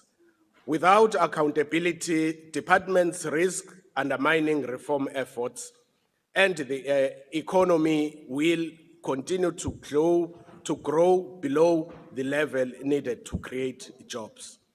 However, the IFP notes that the recently released Vulindlela reports reflects steady progress in advancing the economic reform agenda, offering a measure of resilience against prevailing economic conditions. Notable developments over the past quarter include the issuance of a ministerial determination and the related regulations to facilitate the launch of the first independent transmission projects, as well as a request for information aimed at encouraging significant private sector participation in the freight logistics sector. These steps are welcome as they will help unlock investment, improve efficiency in critical infrastructure sectors, and contribute to long-term economic growth and job creation. The IFP acknowledges the persistent and stubborn challenge of youth unemployment. We welcome the Presidency's recognition of it as a national crisis requiring urgent, innovative, and coordinated solutions. However, we must also stress that being over the age of 35 should not disqualify individuals from accessing job opportunities.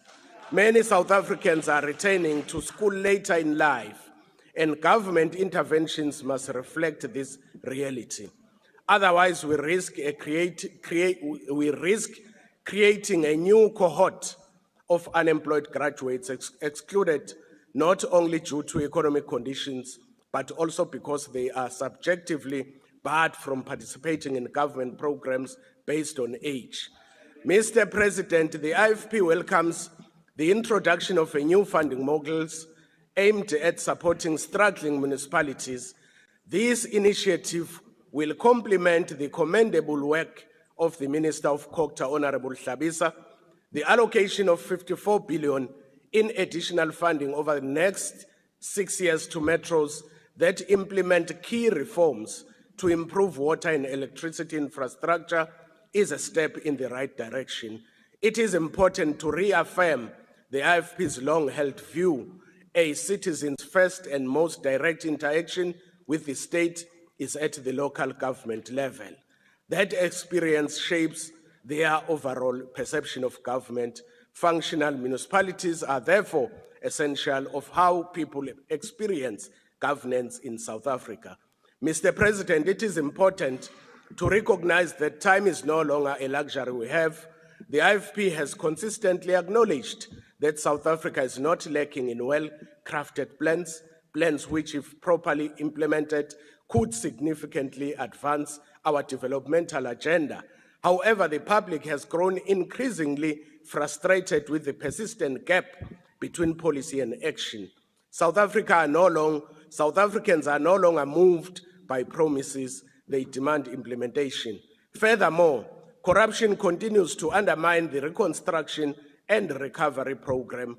It remains widespread and is often committed with impunity, largely due to the lack of convictions. South Africans have become dangerously desensitized, no longer shocked by the latest corruption scandal. This must never be normalized. Corruption should provoke the same outrage, whether committed by a junior official or a senior member of the executive. Mr. President, part of the public's frustration with the recent announcement of the Madlanga Commission of Inquiry into allegations of interference in the criminal justice system of South Africa stems from a broader concern: the lack of implementation. South Africans are still awaiting for prosecutions and arrests arising from the Zondo Commission. That said, the importance of this Commission of Inquiry must never be dismissed. As Senior Counsel Advocate Tembeka Ngcukaitobi rightly stated, I quote, "Commissions of inquiry are instituted in a moment of crisis, a national response to a national calamity," close quote. They exist to help the nation understand the full scope of the program. It is in this context that the IFP welcomes our recommendation for a commission of inquiry as a response to the serious allegations raised by Lieutenant General Mkhwanazi. Mr. President, the IFP supports for this budget vote is rooted in our commitment to strengthening the President's ability to fulfill its mandate. And this support comes with the expectation of accountability, as effective oversight remains a cornerstone of responsive government. The IFP supports this budget vote. I thank you. The Honourable Peterson.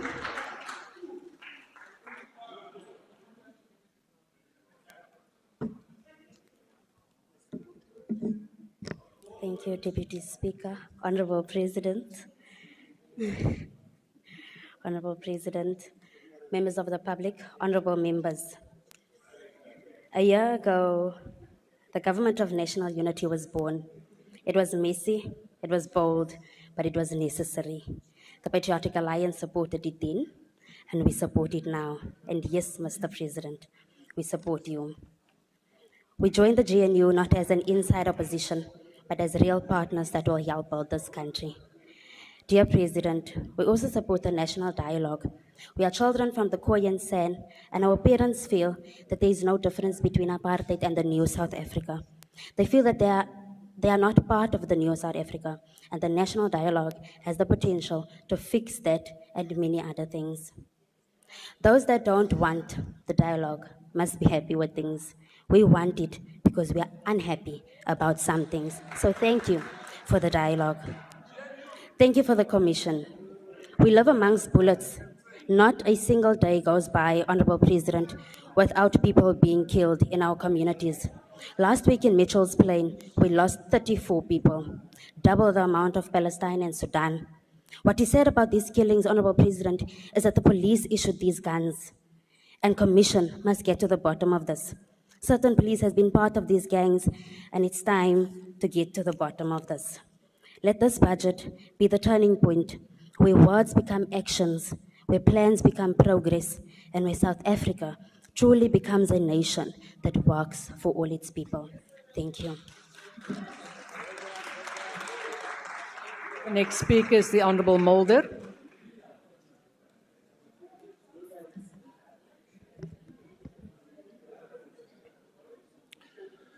Honourable Madam Speaker, I have very limited time and therefore will immediately be precise and straight to the point. Mr. President, since the inception of the Freedom Front Plus, we have been part of each parliament since 1994. We have always been constructive and positive in our approach. That is how we will continue to be, constructive and positive. We believe that we need to find solutions for our challenges to create a bright future for all our children and grandchildren and to make South Africa a successful and winning country. This includes the future of the Afrikaner as well as other minority groups in South Africa. During your reply to my follow-up question to you during the previous question time to the President, you started by saying the following, and I quote, "The GNU is going to suspend a considerable amount of hours and number of days to discuss the economic strategy and trajectory we should pursue." Mr. President, I believe the time to do this is now. We will not succeed in making the country a winning country unless we address economic strategy, trajectory, and policy. You then addressed 3 specific questions directly to me, and I could not reply then, but I will do so now. Firstly, you asked me, do you want to see black people continuing to play the role of laborers and consumers only? And the answer is a clear, unequivocal no. Secondly, you asked, why can't black people own productive aspects of our economy? Of course, they can, and they should own productive aspects of our economy. It's in the best interest of all that it is so. Further, you asked me, why can't black people not be rich as well? Of course they can, and some are spectacularly rich.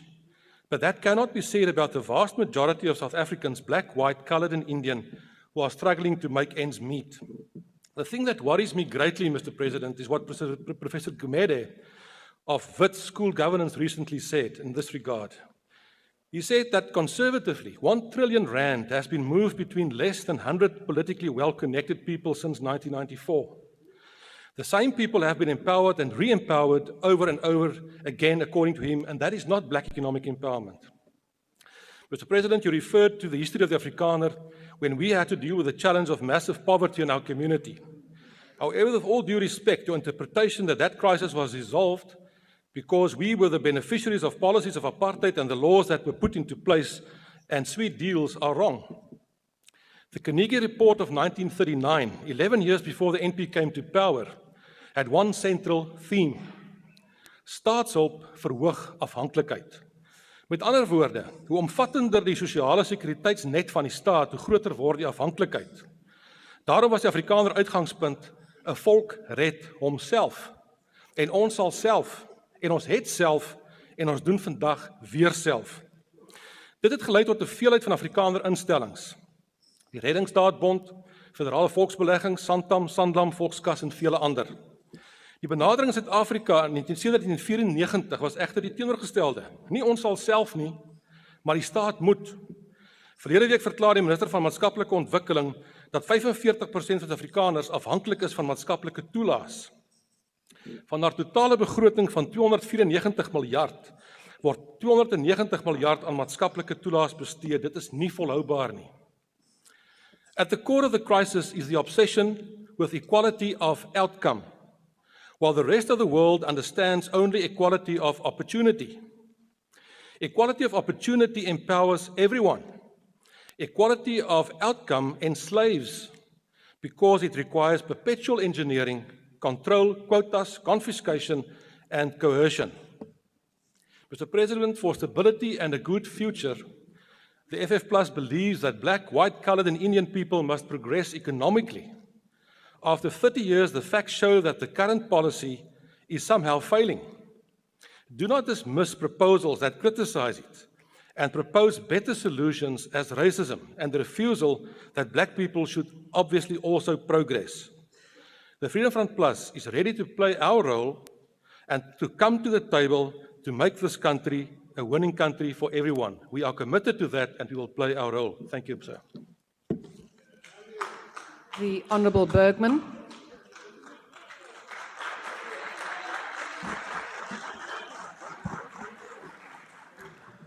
Thank you, Deputy Speaker. Good afternoon, honourable members, and importantly, South Africans. Mr. President, Pericles, a famous Greek statement, is quoted as saying, "What you leave as a legacy is not what is etched in stone monuments, but what is woven into the lives of others." A year into your second term, sir, what will be your legacy and how would you have changed lives? 31 years ago, South Africa was given new hope, a chance to create magic from a history of division and despair. The Madiba magic was a silver spoon fought for and earned by a forgiving and opportunity-seeking majority.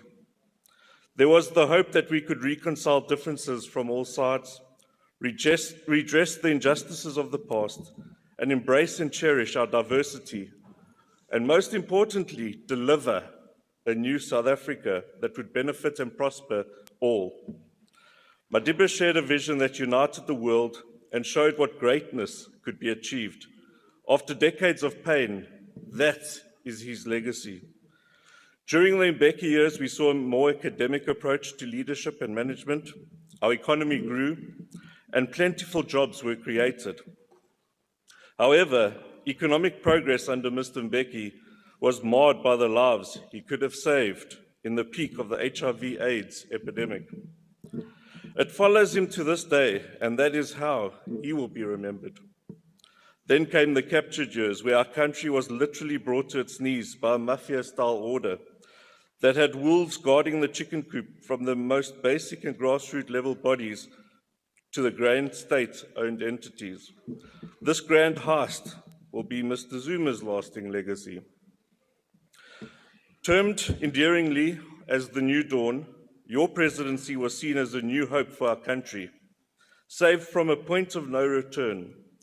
Despite this, voters sent a clear warning in the 2019 election. That mandate should not be taken for granted.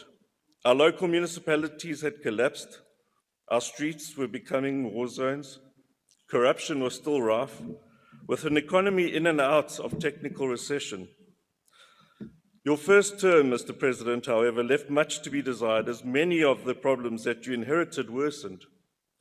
Our economic growth continued to be anemic, violent crime worsened, and maligned actors continued to roam free without accountability.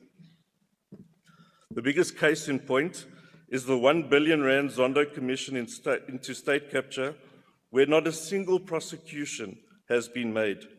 As such, voters over a year ago expressed their deep disappointment with your party, sliding by almost 20 points overnight.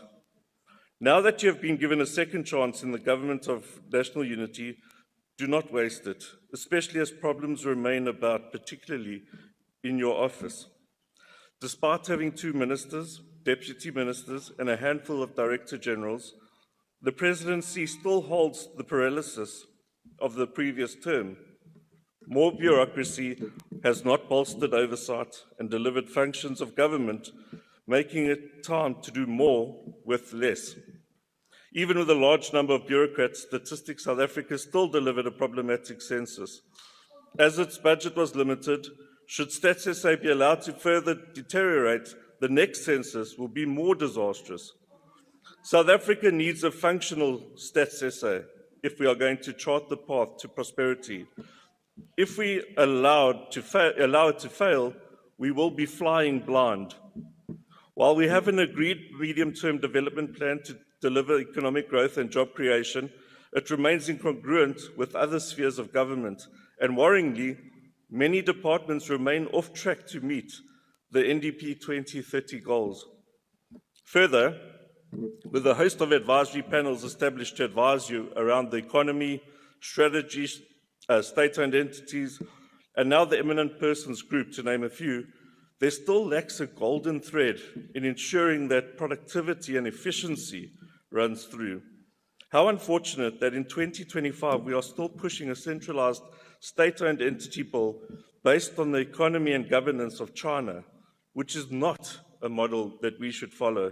It is as if the recommendations of the Zondo Commission never happened. The National State Enterprises Bill is a recipe for disaster and a return to state capture.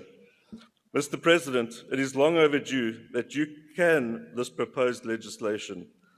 A good decision, Mr. President, that you have sat on for too long is the merger of South African tourism and brand South Africa. Despite agreeing to this some years ago, which would have saved taxpayers money while delivering better results, there has still been no action.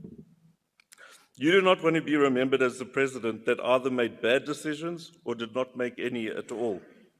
The GNU is the best thing to have happened to South Africa in many years, and its performance will be your legacy.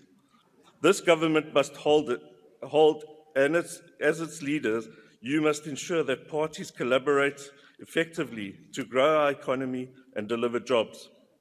Pick your battles based on the number of jobs that they can deliver and not based on the interests of your internal audience.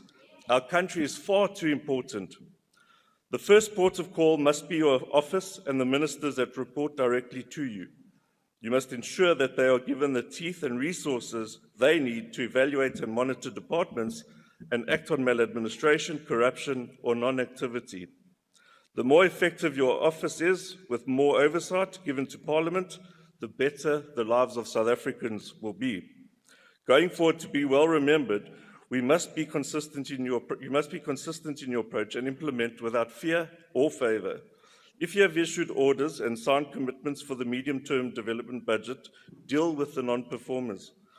The flight plan in the form of the medium-term development plan has been logged. We have our course plotted.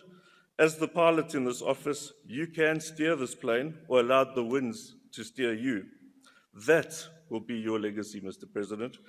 Mr. President, in the wise words of Rick Conlow, who has inspired many successful leaders across the globe, leadership equates to positive influence when you're present and a lasting impact when you're not.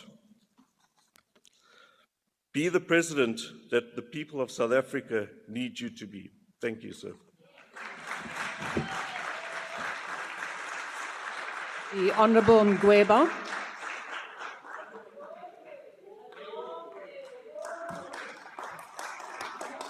Thank you very much, Madam Speaker. Your Excellence, Honourable President, Honourable Members, fellow South Africans, greetings. Honourable President, the 7th administration priorities as contained in the medium-term development plan will not be realized without adequate central planning and coordination of implementation.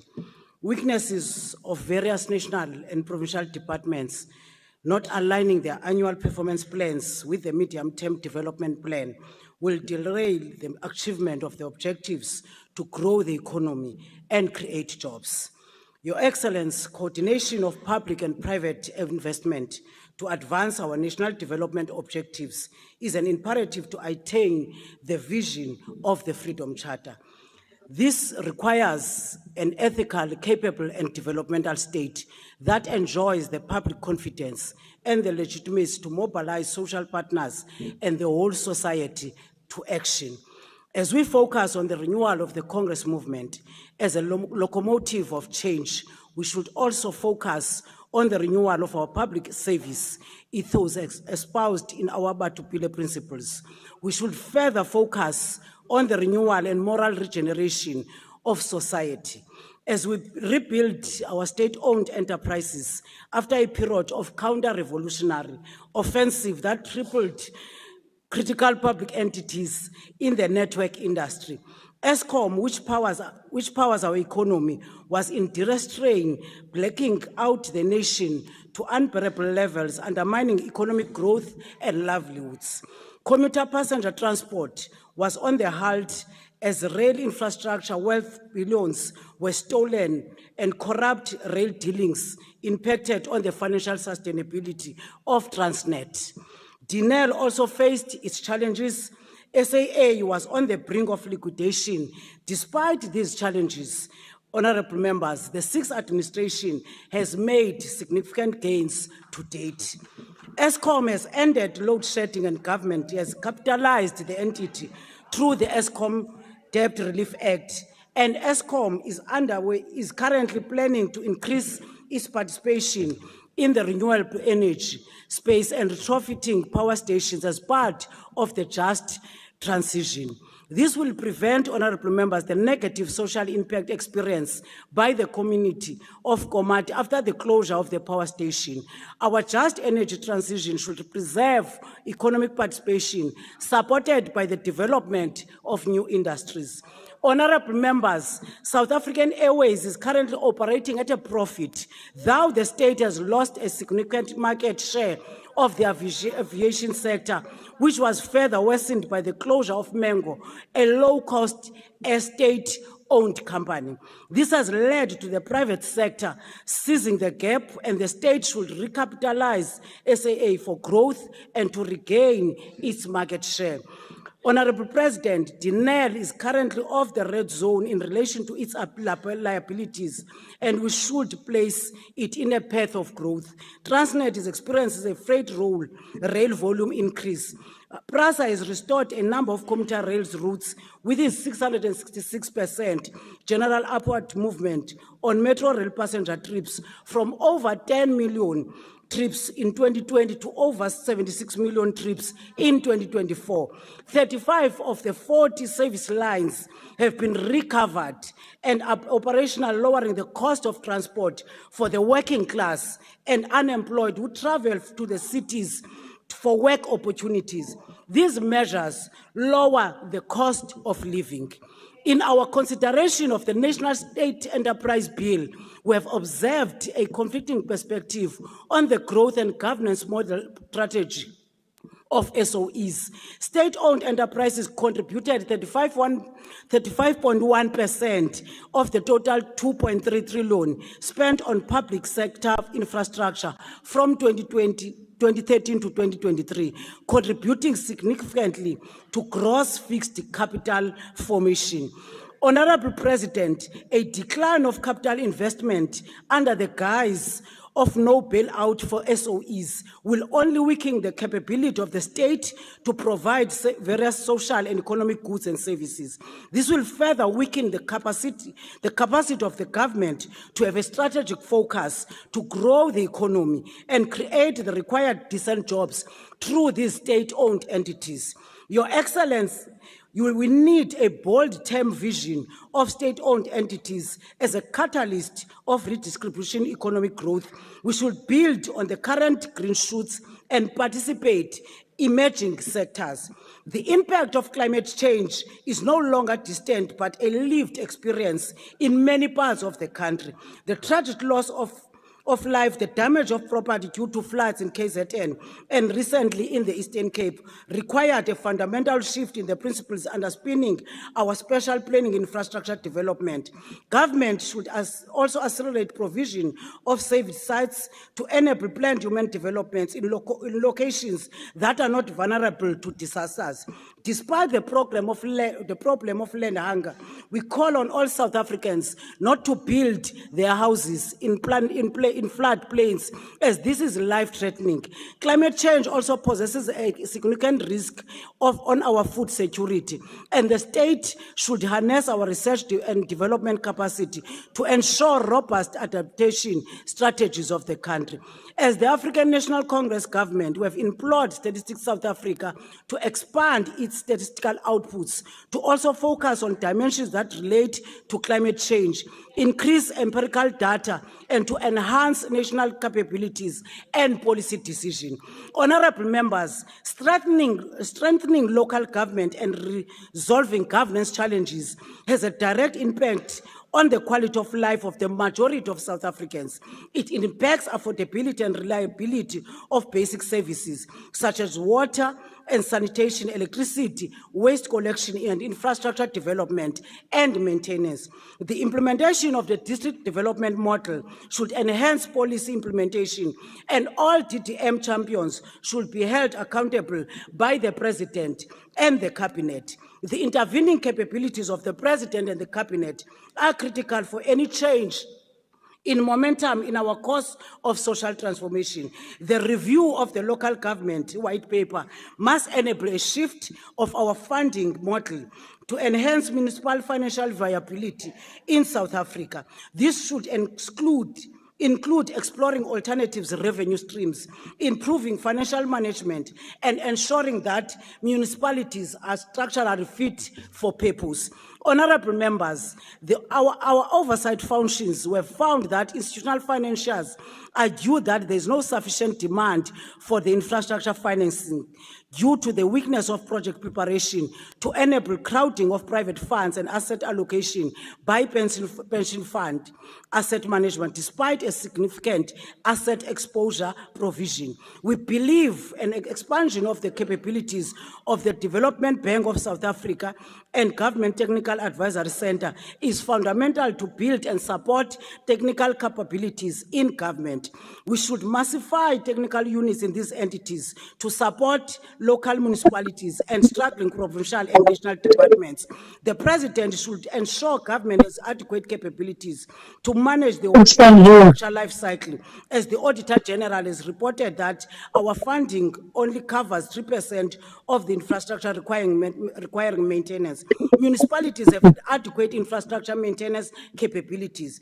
In the SONA of 2023, Honorable President, committed to undertake a skills audit of a key infrastructure units through the National School of Government and the Human Sciences Research Council. We believe it provides adequate insight for decisive action to enhance our technical capabilities. The skills are there in this country. The problem is the misallocation of skills and arguably the misallocation of financial resources by our institution financiers and accounting officers. The African National Congress calls on all South Africans to heed the call of the national dialogue as a compacting platform to advance measures to realize the vision of the Freedom Charter. We are in the last implementation cycle of the National Development Plan, Sustainable Development Goals 2030, and the nation has a duty to envision a post-2030 long-term vision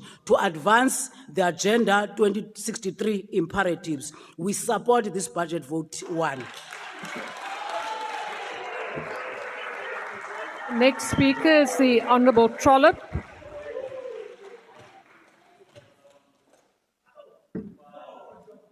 Honourable Deputy Speaker, Honourable President, Malcolm X said, "I'm for the truth, no matter who tells it." So I'm going to tell the truth today. You invoked Mandela Day, whose theme is, "It's still in our hands to combat poverty and inequality." My president wrote an opinion piece today entitled, "Finding Mandela's Footsteps." Now let me look at some of your footsteps. You started this term with an increase in your cabinet from 66 to 75, and then on Sunday evening increased it more by adding a minister at large, which costs taxpayers an additional 250 million rand a year. This does not combat poverty and inequality, it compounds it, especially considering how profligate your new ministers are in pursuit of Voyager miles and luxury accommodation. You appointed the then Honourable Simelane, facing criminal charges for a dodgy loan linked to the VBS Mutual Bank scandal.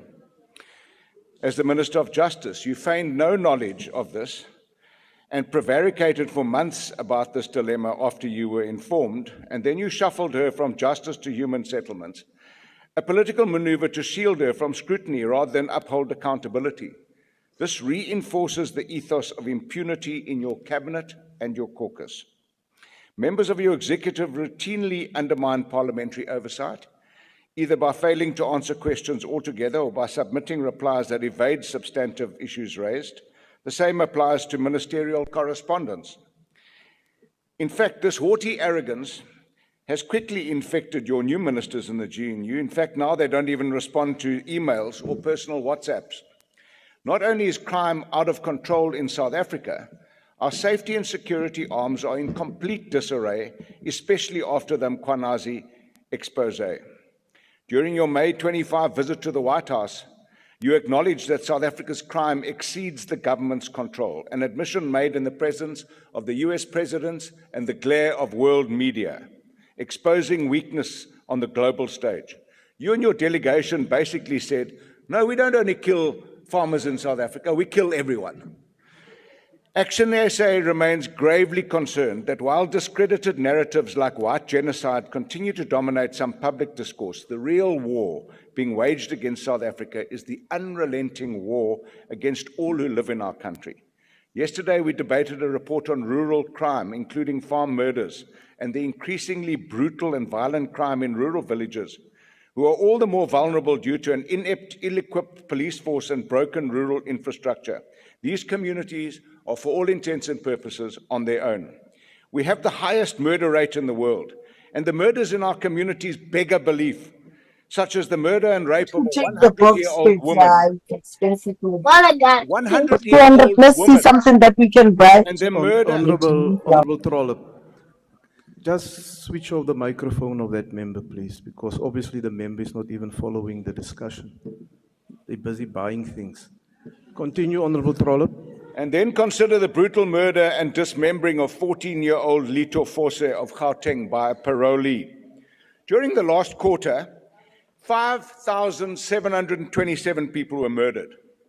And then worse, almost, if it can be, more than 3 times that number are women and children that have been sexually violated. These victims might still have their life, but their lives are destroyed, and some wish themselves dead. Under the GNU, South Africa's economy has been unable to grow at more than 1%, lagging way behind our emerging market peers that are growing at 4%. You and your government have coined the phrase job opportunities, and you were breastbeating here this afternoon that people are flocking to our country to see how we've achieved this. Yet we have the highest unemployment and highest youth unemployment in the world. This is not the truth. The lack of growth and absence of any economic policy intervention and legislation has had a catastrophic impact on ordinary South Africans. The expanded unemployment rate has increased from 42.6% to 43.1%. So much for the GNU promises made a year ago.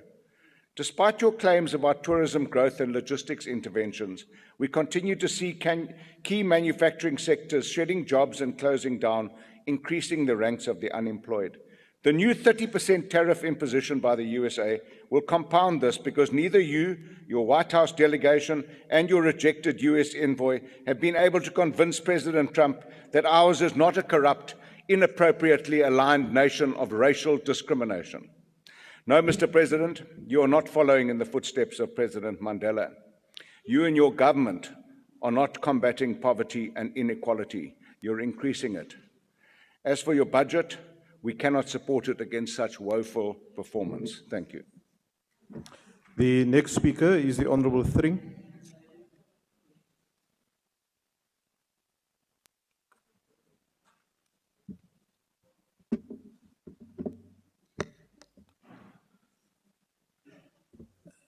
Honorable House Chairperson, I stand in today for the President of the ACDP, the Reverend Dr. Kenneth Meshwe, as we consider this budget vote, one which has risen to over 610 million rand.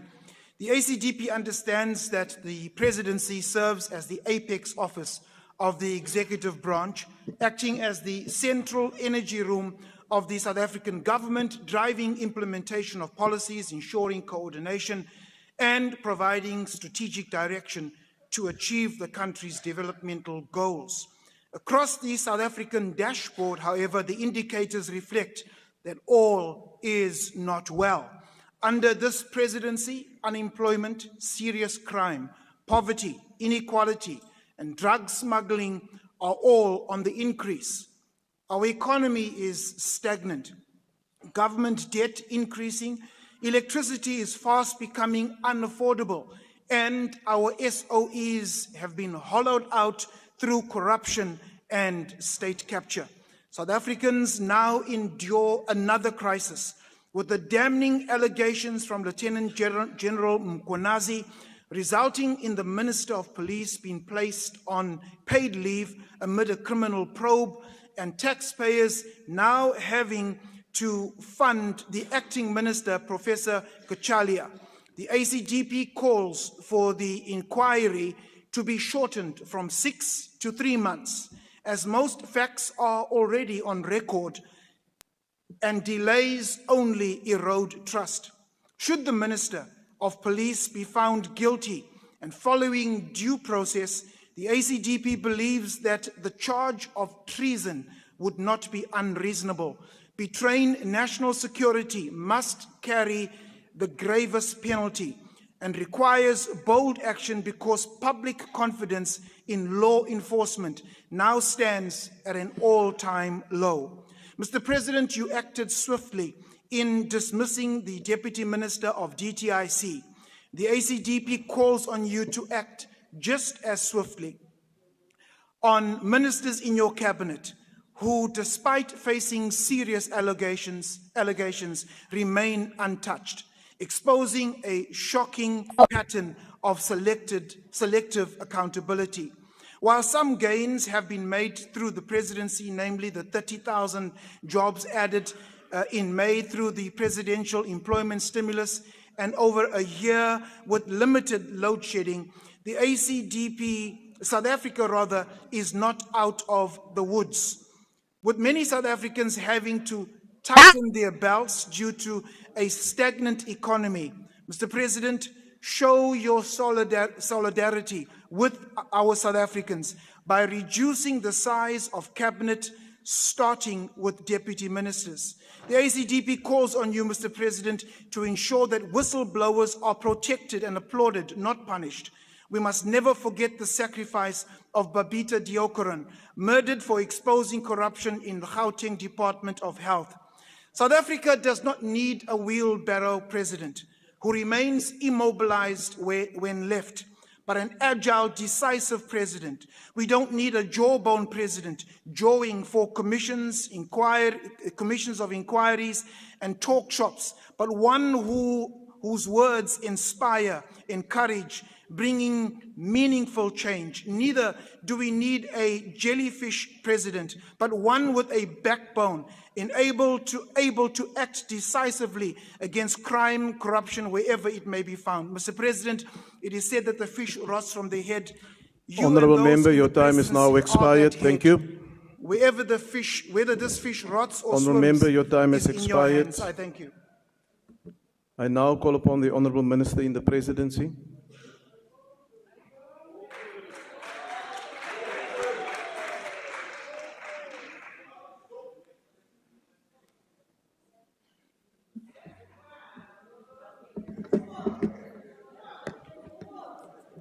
Honorable House Chairperson, His Excellency the President of the Republic of South Africa, President Matamela Cyril Ramaphosa, colleagues in the Cabinet, honorable members. We have had a huge debate around the national dialogue. But as the President has indicated, the national dialogue is one of the most important pillars of any thriving democracy. It is a bridge that connects government to citizens, leaders to communities, and one generation to the next. In moments of uncertainty, it provides clarity, and in seasons of transformation, it offers us direction and shared purpose. From South Africa's own journey out of apartheid, where dialogue laid the foundation for reconciliation and democracy, the lesson is clear. When people talk honestly, openly, and respectfully, nations change. Contrary to attempts to mislead South Africans, the national dialogue is not an event. It is a process that will commence on the August 15th and take place for a period of no less than 12 months. The national dialogue must be a culture where disagreement is not a threat, but a sign of a healthy democracy. A culture where every voice matters, whether from the hills of the rural provinces or the corridors of our cities. A culture where youth are not just heard, but involved. and where the marginalized are not only included but empowered. To achieve these goals, the National Dialogue Preparatory Task Team and the IMC have proposed an inclusive process that will be immersed in deep citizen engagements that prioritizes the voice of those who feel marginalized. We have identified 30 sectors of our society around which to mobilize, with an emphasis on diversity and inclusion of the often marginalized sections of our society. In its entirety, the national dialogue will involve the following layers of conversation. First, the first national convention on the 15th of August 2025, where 1,000 delegates are expected. This is an agenda-setting convention which will prepare the nation for the community engagements. Two is the community dialogues, where 13,400 word-based community dialogues are supposed to take place. Three, the online platform is aiming to reach no less than 2.5 million citizens.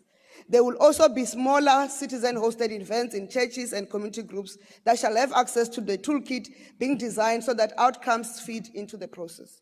Sectoral dialogues, self-organized in specific social or economic sectors, we shall also have access to the toolkit so that their outcomes fit into the process. The second national convention will be the concluding event that converts the engagements into a national compact and 30-year plan of action. We estimate that this will be about another 1,000 delegates. A detailed implementation plan will then be developed, and a national roadshow to socialize the outcomes of the national dialogue and engage with the implementation partners. Independent, citizen-led monitoring and evaluation will remain in place. Therefore, the national dialogue is for everyone. The majority of the work of conceptualizing and planning for the national dialogue process has been undertaken by ordinary citizens from various walks of life who have volunteered their time, skills, and resources to the national effort over the past 12 months. After a week of opening up online platforms, as many as 737 organizations have registered their wish to participate in various elements of the national dialogue.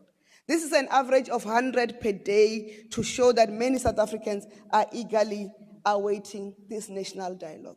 So when you don't want to participate, you will remain there alone. South Africans are eager to participate.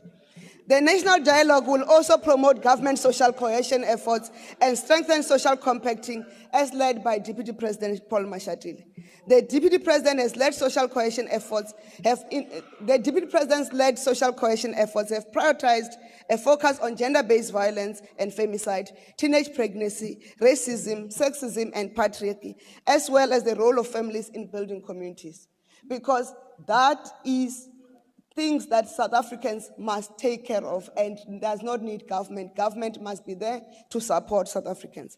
At the core of building communities, the Deputy President is also assigned the responsibility to coordinate efforts to improve service delivery by supporting the President in the rollout of the district development model, lead the IMC on service delivery, the water task team, and oversee the coordination of government's public employment programs.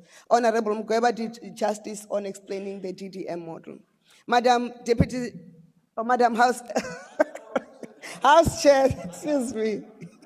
In the seventh administration, President Ramaphosa delegated Deputy President Paul Mashatile with the responsibility of leader of government business in Parliament, in line with Section 91(4) of the Constitution of the Republic of South Africa. This responsibility entails driving the legislative program of government while ensuring executive accountability to Parliament, building relations between the executive and leaders of opposition parties, and enhancing the electorate's public participation in policy and lawmaking process.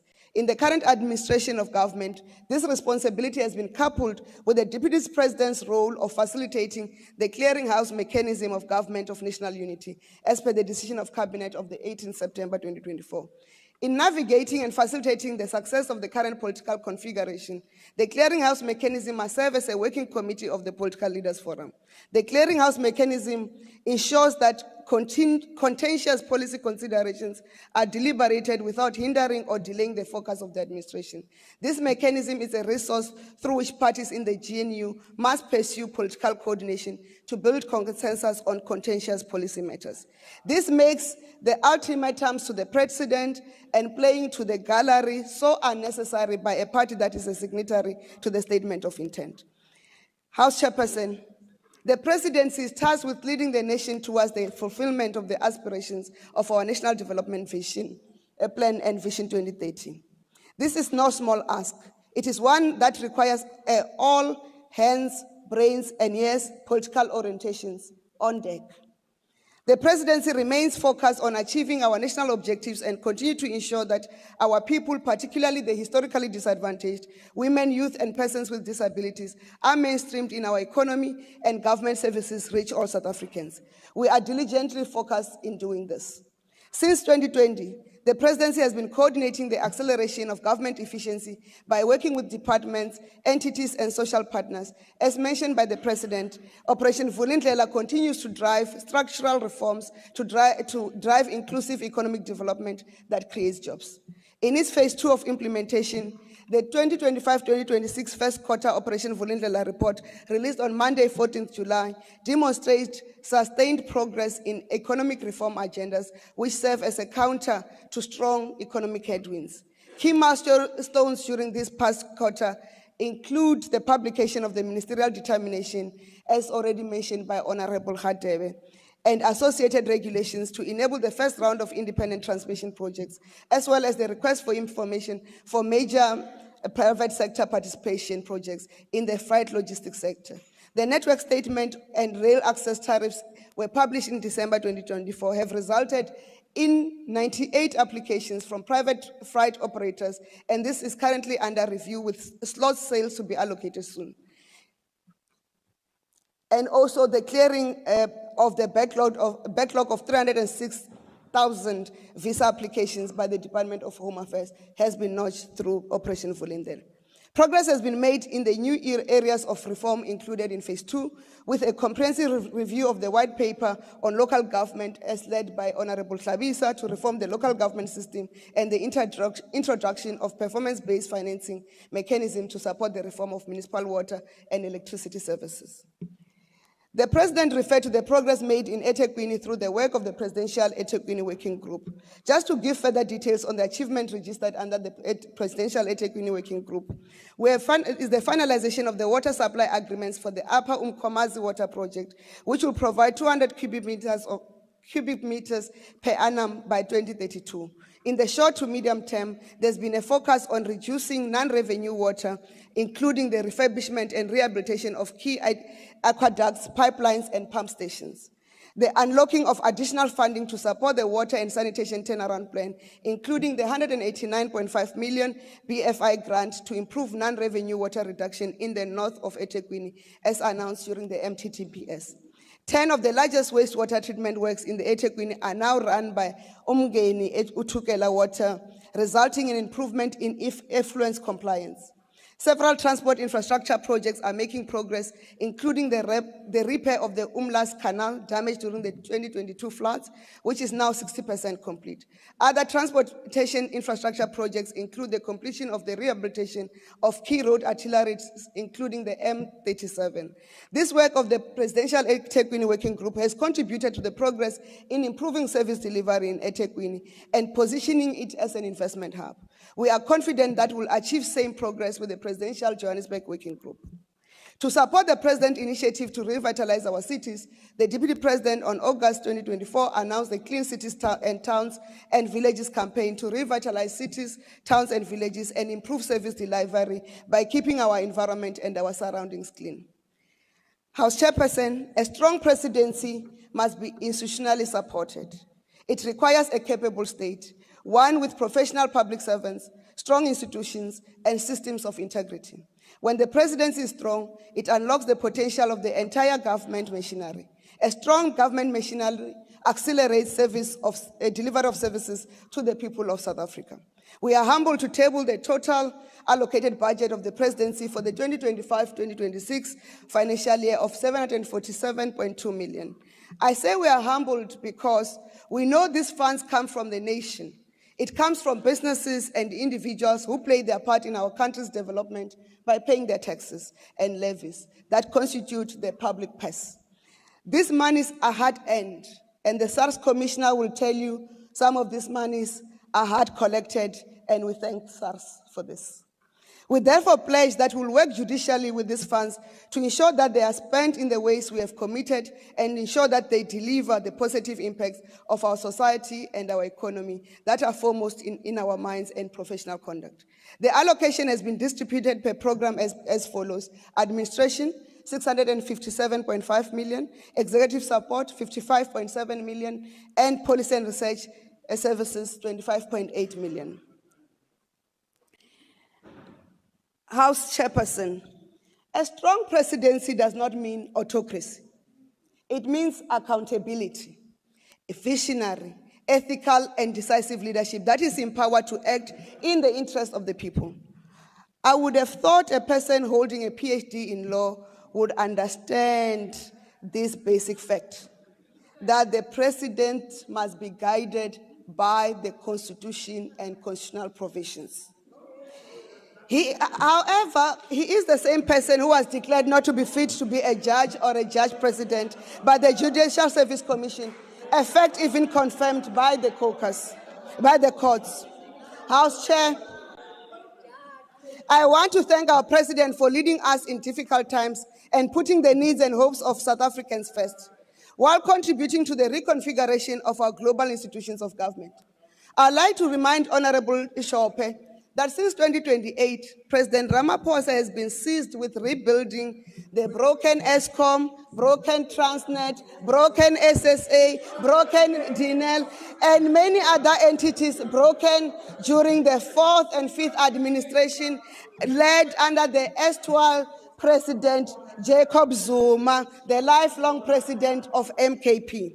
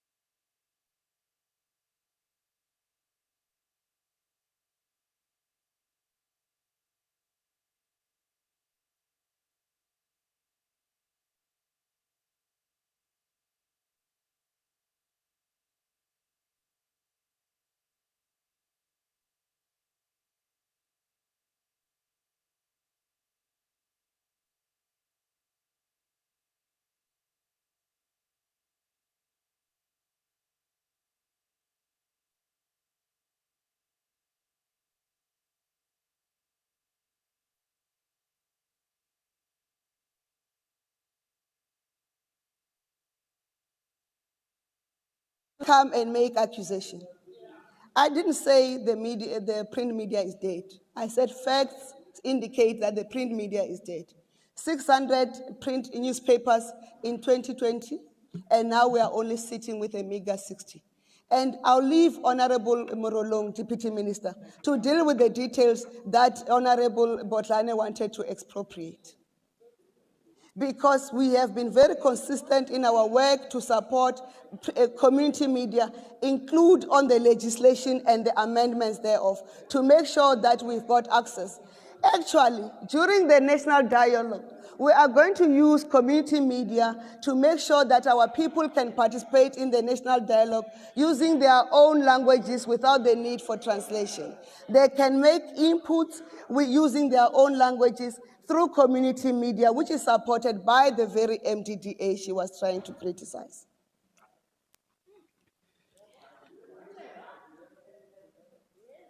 Honorable members, as South Africans, we have a responsibility to look into ourselves and also plan together and work for the greater benefit of our country. Honourable Minister, will you just take your seat, please? Why do you want to be recognized? Ngithokoze mgcini sihlalo bengitho nje ukuthi ngiyabuza ukuthi angawuthatha umbuzo ngoba akakarisi kuhle ni ukuthi umbuzo angawuthatha na umbuzo nje kuphela. No, Honourable Can you Member, take a question? Honourable Minister, are you prepared to take a question? Cha, ngeke ngithathe umbuzo wakhe. Honourable Member, Minister is not prepared. Please continue, Honourable Minister.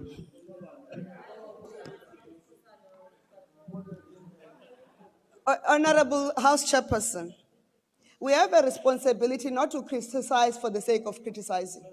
We have the responsibility to build South Africa together. That does not reside in one political party, it resides across all of us. You've got a president that has served this country diligently, that has traversed many difficult periods, and in his leadership, we are here where we are because the situation could have been worse if he was not in leadership. We have rebuilt an economy which had collapsed through COVID-19 to the eras of 2016. And through his effort and the economic recovery and reconstruction program that he led us as a cabinet to deliver on, President Ramaphosa made sure that we do not only recover, but we recover in record time. You may not like the facts as stated by State South Africa in the census survey, but those are facts. And those facts remain facts because there is a methodology that Statistics South Africa does. And we know, all of us, the challenges that confronted Statistics South Africa when they had to run a census during COVID-19. Many countries abandoned their census, but also when they had to run a digital census during that period. But I'll leave the details to my Deputy Minister, Honorable Mhlaule, to deal with that part of the work. As the presidency, we would like to thank Parliament for keeping us accountable. It isn't always pretty, but it's always necessary. And it helps the administration to sharpen its outlook and its praxis. Because we are the convener of the government of South Africa, we are the convener of South Africa. I'll also like to thank the leadership and staff in the presidency as headed by Director General Pindile Baleni and Chief Operations Officer Rory Golega for dedicating themselves in ensuring that the presidency plays its rightful role in a nation that works for all. I thank you. Ndiyaleboha. Siyathokoza. Enkosi. Thank you, Honourable Minister. The next speaker is the Honourable Kwankwa. Sorry. Thank you, Honourable House Chair. We rise to debate Budget Vote 1 at a time when the Government of National Unity stands on shaky ground. This JNU in its current form lacks the stability and coherence our country so desperately needs. To date, there is no single unified coalition agreement that binds all political parties equally, no common terms, no shared program of action, no trusted mechanisms to consult, to resolve disputes, or to govern together with clarity. Instead, what we see is an arrangement that resembles a political polygamy, where the ANC entered into multiple unequal agreements with different political parties without a central binding framework to hold this coalition together. This cannot continue. If we are serious about building a stable, credible, and functional government, one that truly reflects the will of the people, then we must urgently establish a binding coalition agreement, one that restores mutual respect, one that guarantees equal participation, one that ends the current ad hoc, opaque practices that exclude some and favor others. Honorable President, with a clear shared program of action, we will no longer be reacting to the world, we will be shaping our place in it. We'll be equipped to navigate global trade and complex geopolitical challenges with discernment, ensuring a measured balance between ideological conviction and pragmatic decision-making. President, without overstating the well-established importance of unity of purpose within government, it must be noted that had the aforementioned been implemented, the national budget would not have required revision in 3 separate occasions. As a consequence, and even now, the appropriations bill was set to pass next week remains vulnerable to a legal challenge on the grounds of unconstitutionality because we have fallen short of the constitutional requirement for proper public consultation. I now refer to your decision to establish yet another commission of inquiry during your tenure. This is to investigate allegations of misconduct within the law enforcement agencies and the broader security cluster. Undoubtedly, such an inquiry is both necessary and justified in light of the serious allegations raised by Lieutenant General Mkhwanazi. However, it must be acknowledged that many South Africans have grown increasingly skeptical of commissions of inquiry due to a recurring pattern in which the recommendations of commissions are ignored. The Zondo Commission serves as a stark example. We need a clear commitment from you that prosecutions will follow findings of all commissions of inquiry convened to date, including the current one, as the value of inquiries is ultimately measured not by the reports they produce, but by the accountability they deliver. The UDM proposes that we undertake a review of our legislative framework to enable private prosecutions in instances the NPA fails to initiate legal proceedings within reasonable timeframes. Honorable President, Operation Vulindlela must now evolve into Operation Vulimisebenzi, an urgent call to open pathways to employment. Millions of young people in our country have lost hope of ever finding a job, and current interventions are proving insufficient. Even the current learnership and internship programs largely cater only for the youth between the ages of 18 to 35. This narrow focus must be reconsidered. Given the scale of unemployment crisis and those without experience, the UDM proposes that 60% of learnership and internship opportunities continue to target those between the age of 18 to 35, while the remaining be allocated to individuals aged between 35 and 45 who remain unemployed. Many in this category are victims of long-term structural unemployment, and excluding them from such initiatives simply because they fall outside of the conventional definition of youth is both unjust and counterproductive, as this age group remains in one of the most potentially productive phases of life and must not be left behind. In those words, the UDM supports the budget vote. Siyabule. Thank you, Honourable Member. The next speaker is the Honourable Bepti.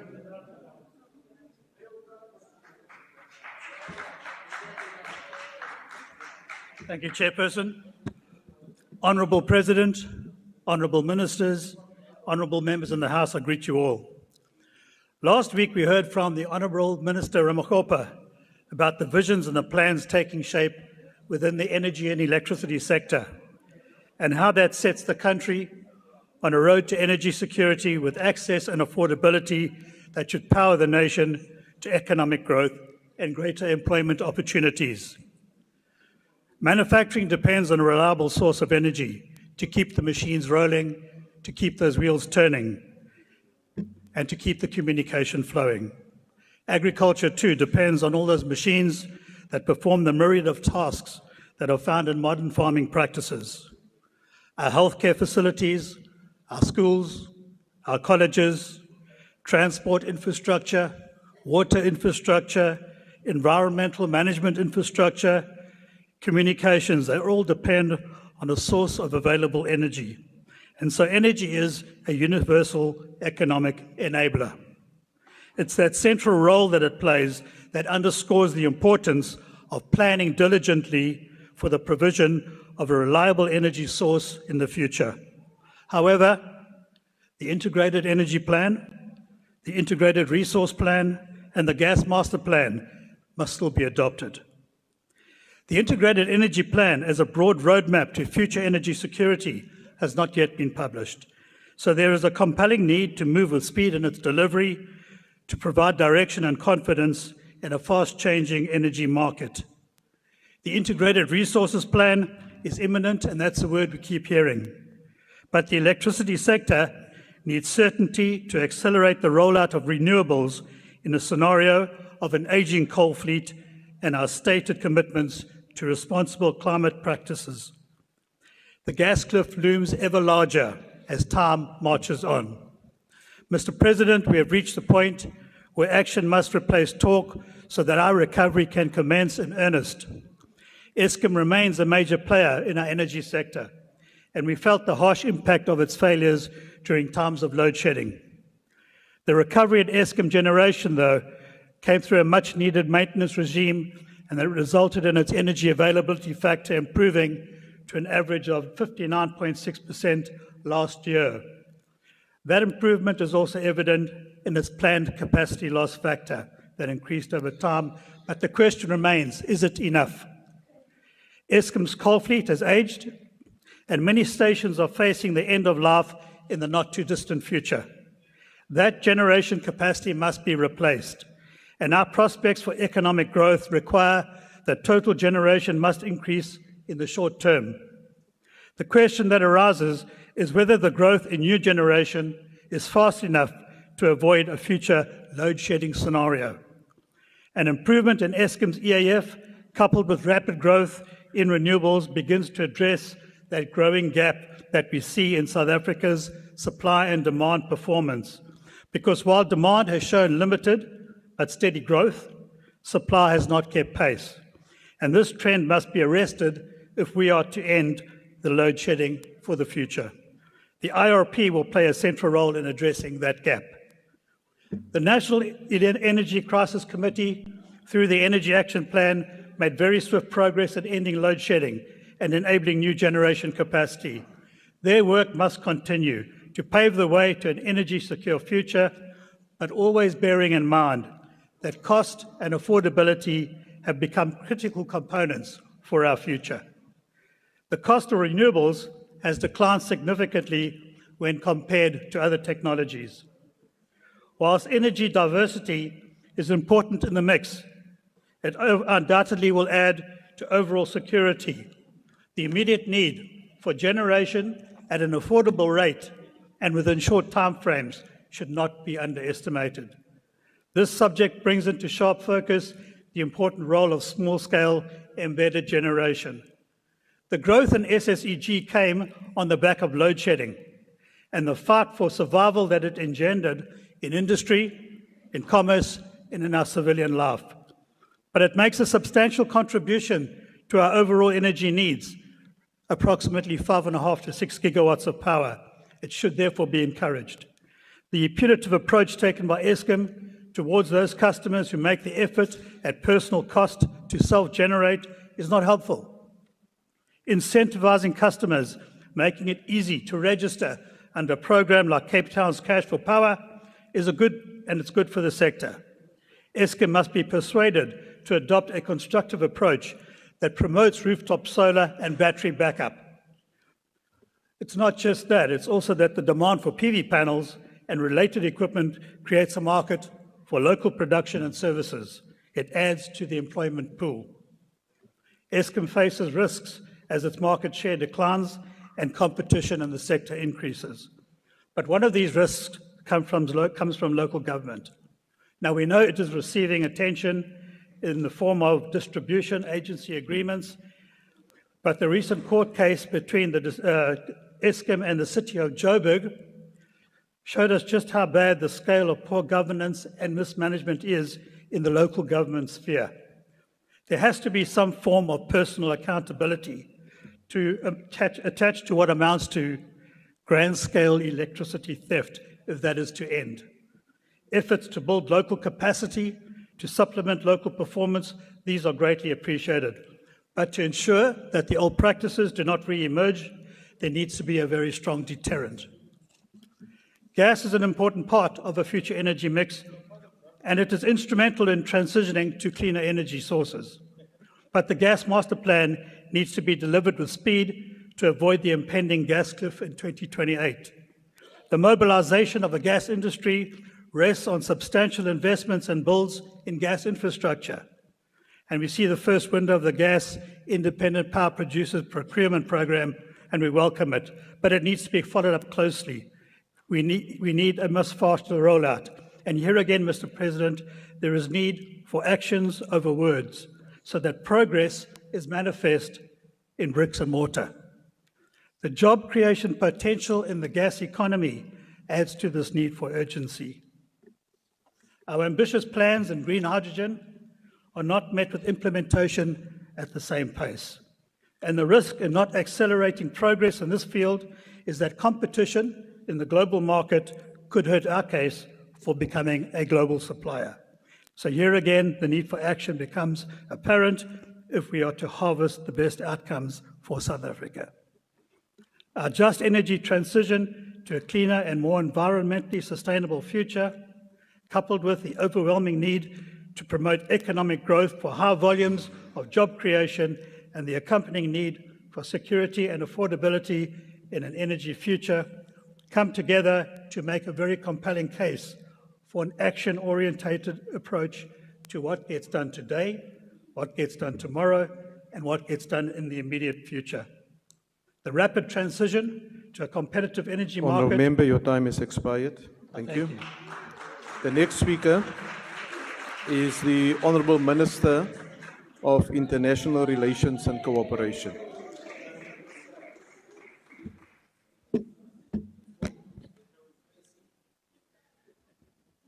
Thank you, House Chairperson, Mr. President, Madam Speaker, honorable members. This budget will enable the presidency to fulfill its obligations to build a national democratic society and not narrow political interest. South Africa is a constitutional democracy. When there is a challenge of national significance, a commission of inquiry becomes relevant. And there is proof that these commission of inquiries have brought about a turnaround in the institutions where we had commissions of inquiries, in particular in relation to state capture. ESCOM, the lights are back, are on. The network industries such as Transnet, our ports, they are on their way to recovery. SSA, in its last posting, has posted a profit of 252 million rands. SARS has now recovered about 2.3 trillion rands. Its capacity has recovered. These are the outcomes of a commission of inquiry which gave, with forensic detail, pointed indicators for government to be able to respond. Also, denial is recovery.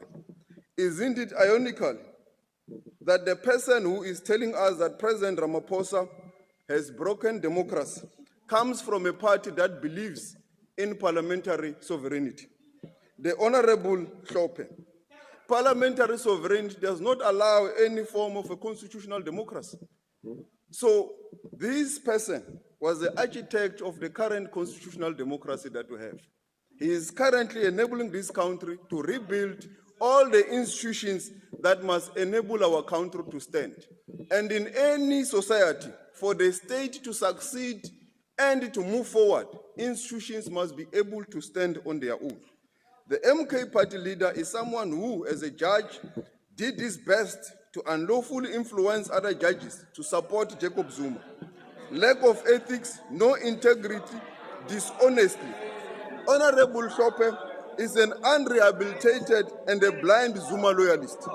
He is part of the family business. He has sold his soul because it is alleged that he promised by Mr. Zuma to become the Chief Justice. Just like Zuma, he is consumed by hate for President Ramaphosa. So is Honorable Hlophe consumed by his blind loyalty to Mr. Zuma. Honourable Minister, Is this not ironical? will you take your seat, please? Why do you want to be recognized, Honourable Member? Yes, Order, Honourable House Members. Chair. I'm rising on Rule 85. Yes. The member on the podium is imputing improper motives. Honourable Member, it's a political statement that the member is making in response to what your Honourable Member has said. Please continue, Honourable Minister. This party that is teaching us about democracy has got no democracy, internal democracy whatsoever. Their leaders are anointed by the supreme leader at home. How can they then export democracy to the people of South Africa? The president is the architect. He was the foundation leader in our country that enabled us to enjoy this democracy that we are enjoying. The president is also the chief diplomat of the Republic of South Africa. Our foreign policy is an extension of our domestic policy. Every day we work harder to make our contribution to advance the national interest of our people, especially helping to overcome the triple challenges of poverty, joblessness, and inequality. Through attracting foreign direct investment, we are contributing to achieving a 3% economic growth in the medium term. We take no pride in being labeled the world's most unequal society.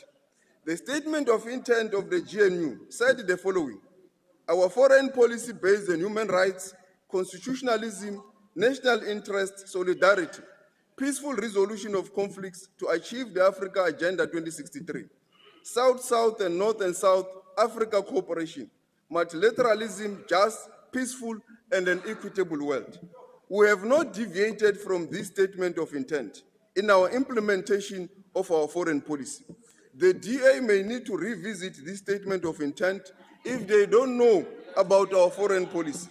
We live in unprecedented and uncertain times in geopolitics, with heightened levels of geopolitical and geo-economic tensions, punctuated with sheer scale at which impunity overrides international law, not just in Palestine and in the war between Ukraine and Russia, but especially in our own continent, particularly in Sudan, makes a mockery of any notion of accountability. This, coupled with rampant surge towards unilateralism, severely weakens collective actions that undermines the promise of multipolarity in addressing common global challenges. As we remain committed to a progressive internationalist and a non-aligned foreign policy committed to cooperation and not confrontation, to dialogue instead of a war, economic interdependence and not punitive tariffs, we say with conviction that it is a time to disabuse the world of the dangerous idea that might is right. Progressive multilateralism and dialogue amongst nations, the idea of deepening cooperation and solidarity must be restored.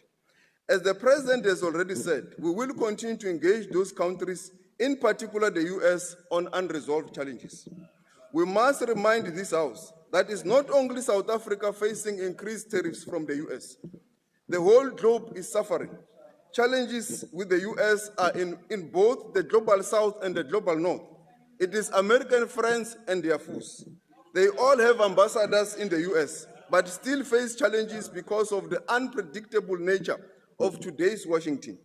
Our negotiations are currently being coordinated by DERCO and the DTIC to resolve the trade challenges. Opposition parties also have a duty to promote South Africa's national interest. It is a self-destruction to go to Washington to badmouth your own country. Once you go out of South Africa, you should be a true patriot and promote South Africa's national interest. You will not find any American opposition parties coming to South Africa. Honourable Minister, will you take badmouth your their seat, country. please? Why do you want to be recognized, Honourable Member? Why did you keep quiet when Honourable Rupert Member, said you are a good Honourable boy? Member.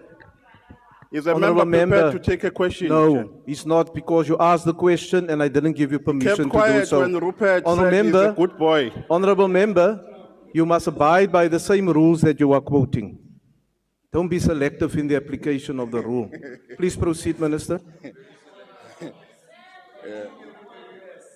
In bilateral engagements, they are led by the presidency. You don't just speak out of your own whim. You are called upon to do so. So if opposition parties from the United States are not coming to South Africa to badmouth the United States, why do our political parties, particularly in the opposition benches, find it necessary to do so? Honorable Mulder, Peter Blanche, in his book, History of Inequality, argues that apartheid was built in such a manner that it must be able to reproduce itself, even in a democracy. So it is disingenuous to argue that there is no history or legacy of apartheid impacting the life of South Africans today. The legacy of apartheid still lingers. We have got a duty and a responsibility to respond to this challenge. The 2022 World Bank report on inequality states that South Africa's inequality is attributed to the legacy of apartheid and the nature of economic growth, which hasn't been inclusive enough to reduce poverty and create sufficient jobs.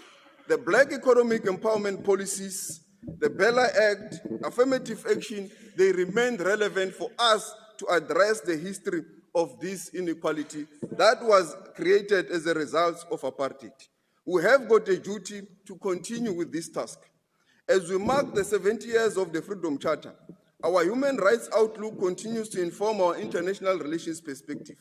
Our anti-war stance is the aspirations of many South Africans from all walks of life, who declared that South Africa shall strive to maintain world peace and the settlement of all international disputes by negotiations and not war. As the war in Sudan rages, the spectre of violence conflict looms in South Sudan, committed to peaceful resolutions of disputes. South Africa will continue to play its role in both Sudanese. Our continent's crisis demands a concerted approach to peace building and the clear call of Agenda 2063. The continent we want, the silencing of the guns. This is the conviction that drove us as we engaged the political protagonists in Mozambique after the last year's elections. We were resolute in our participation in the joint SADC and East Africa Community missions to find long-lasting peace in the Eastern DRC. This House should be reminded the semi-DRC mission in which we participated was duly sanctioned and mandated by 3 continental multilateral organizations. South Africa is not in the business of deploying our men and women in conflict situations unilaterally. We do so through multilateral bodies. This year also marks a pivotal year for multilateralism. As the United Nations approaches its 80th anniversary, this vital institution finds itself facing an existential crisis, highlighting the urgent need for a renewed commitment to its founding principles. Our support for the Seville commitments was informed by our ambitions to bring back on the commitments of the SDGs. It is against this backdrop that member countries of the UN have recommitted themselves to close the 4 trillion annual budgeting gap through the Seville commitments, known as the Seville Decompromise, to achieve the objectives of Agenda 2030 of the United Nations. It is against this backdrop of fundamental commitment to multilateralism that our G20 presidency takes place. Our presidency is revolutionary. It is the very antithesis of what is going wrong in the world global order today. It seeks to revitalize the dialogue between North and South, and will never waver for Africa to be at the center of this debate. Where unilateralism casts its long isolating shadow, solidarity will rise during the hosting of our G20 in South Africa. While the world runs on our resources, the values does not stay here. The minerals leaves raw. The batteries, the solar panels, we power AIs, the cancer treatments are made elsewhere. We export wealth, but import back its transformed value. This is a phenomenon we see across Africa.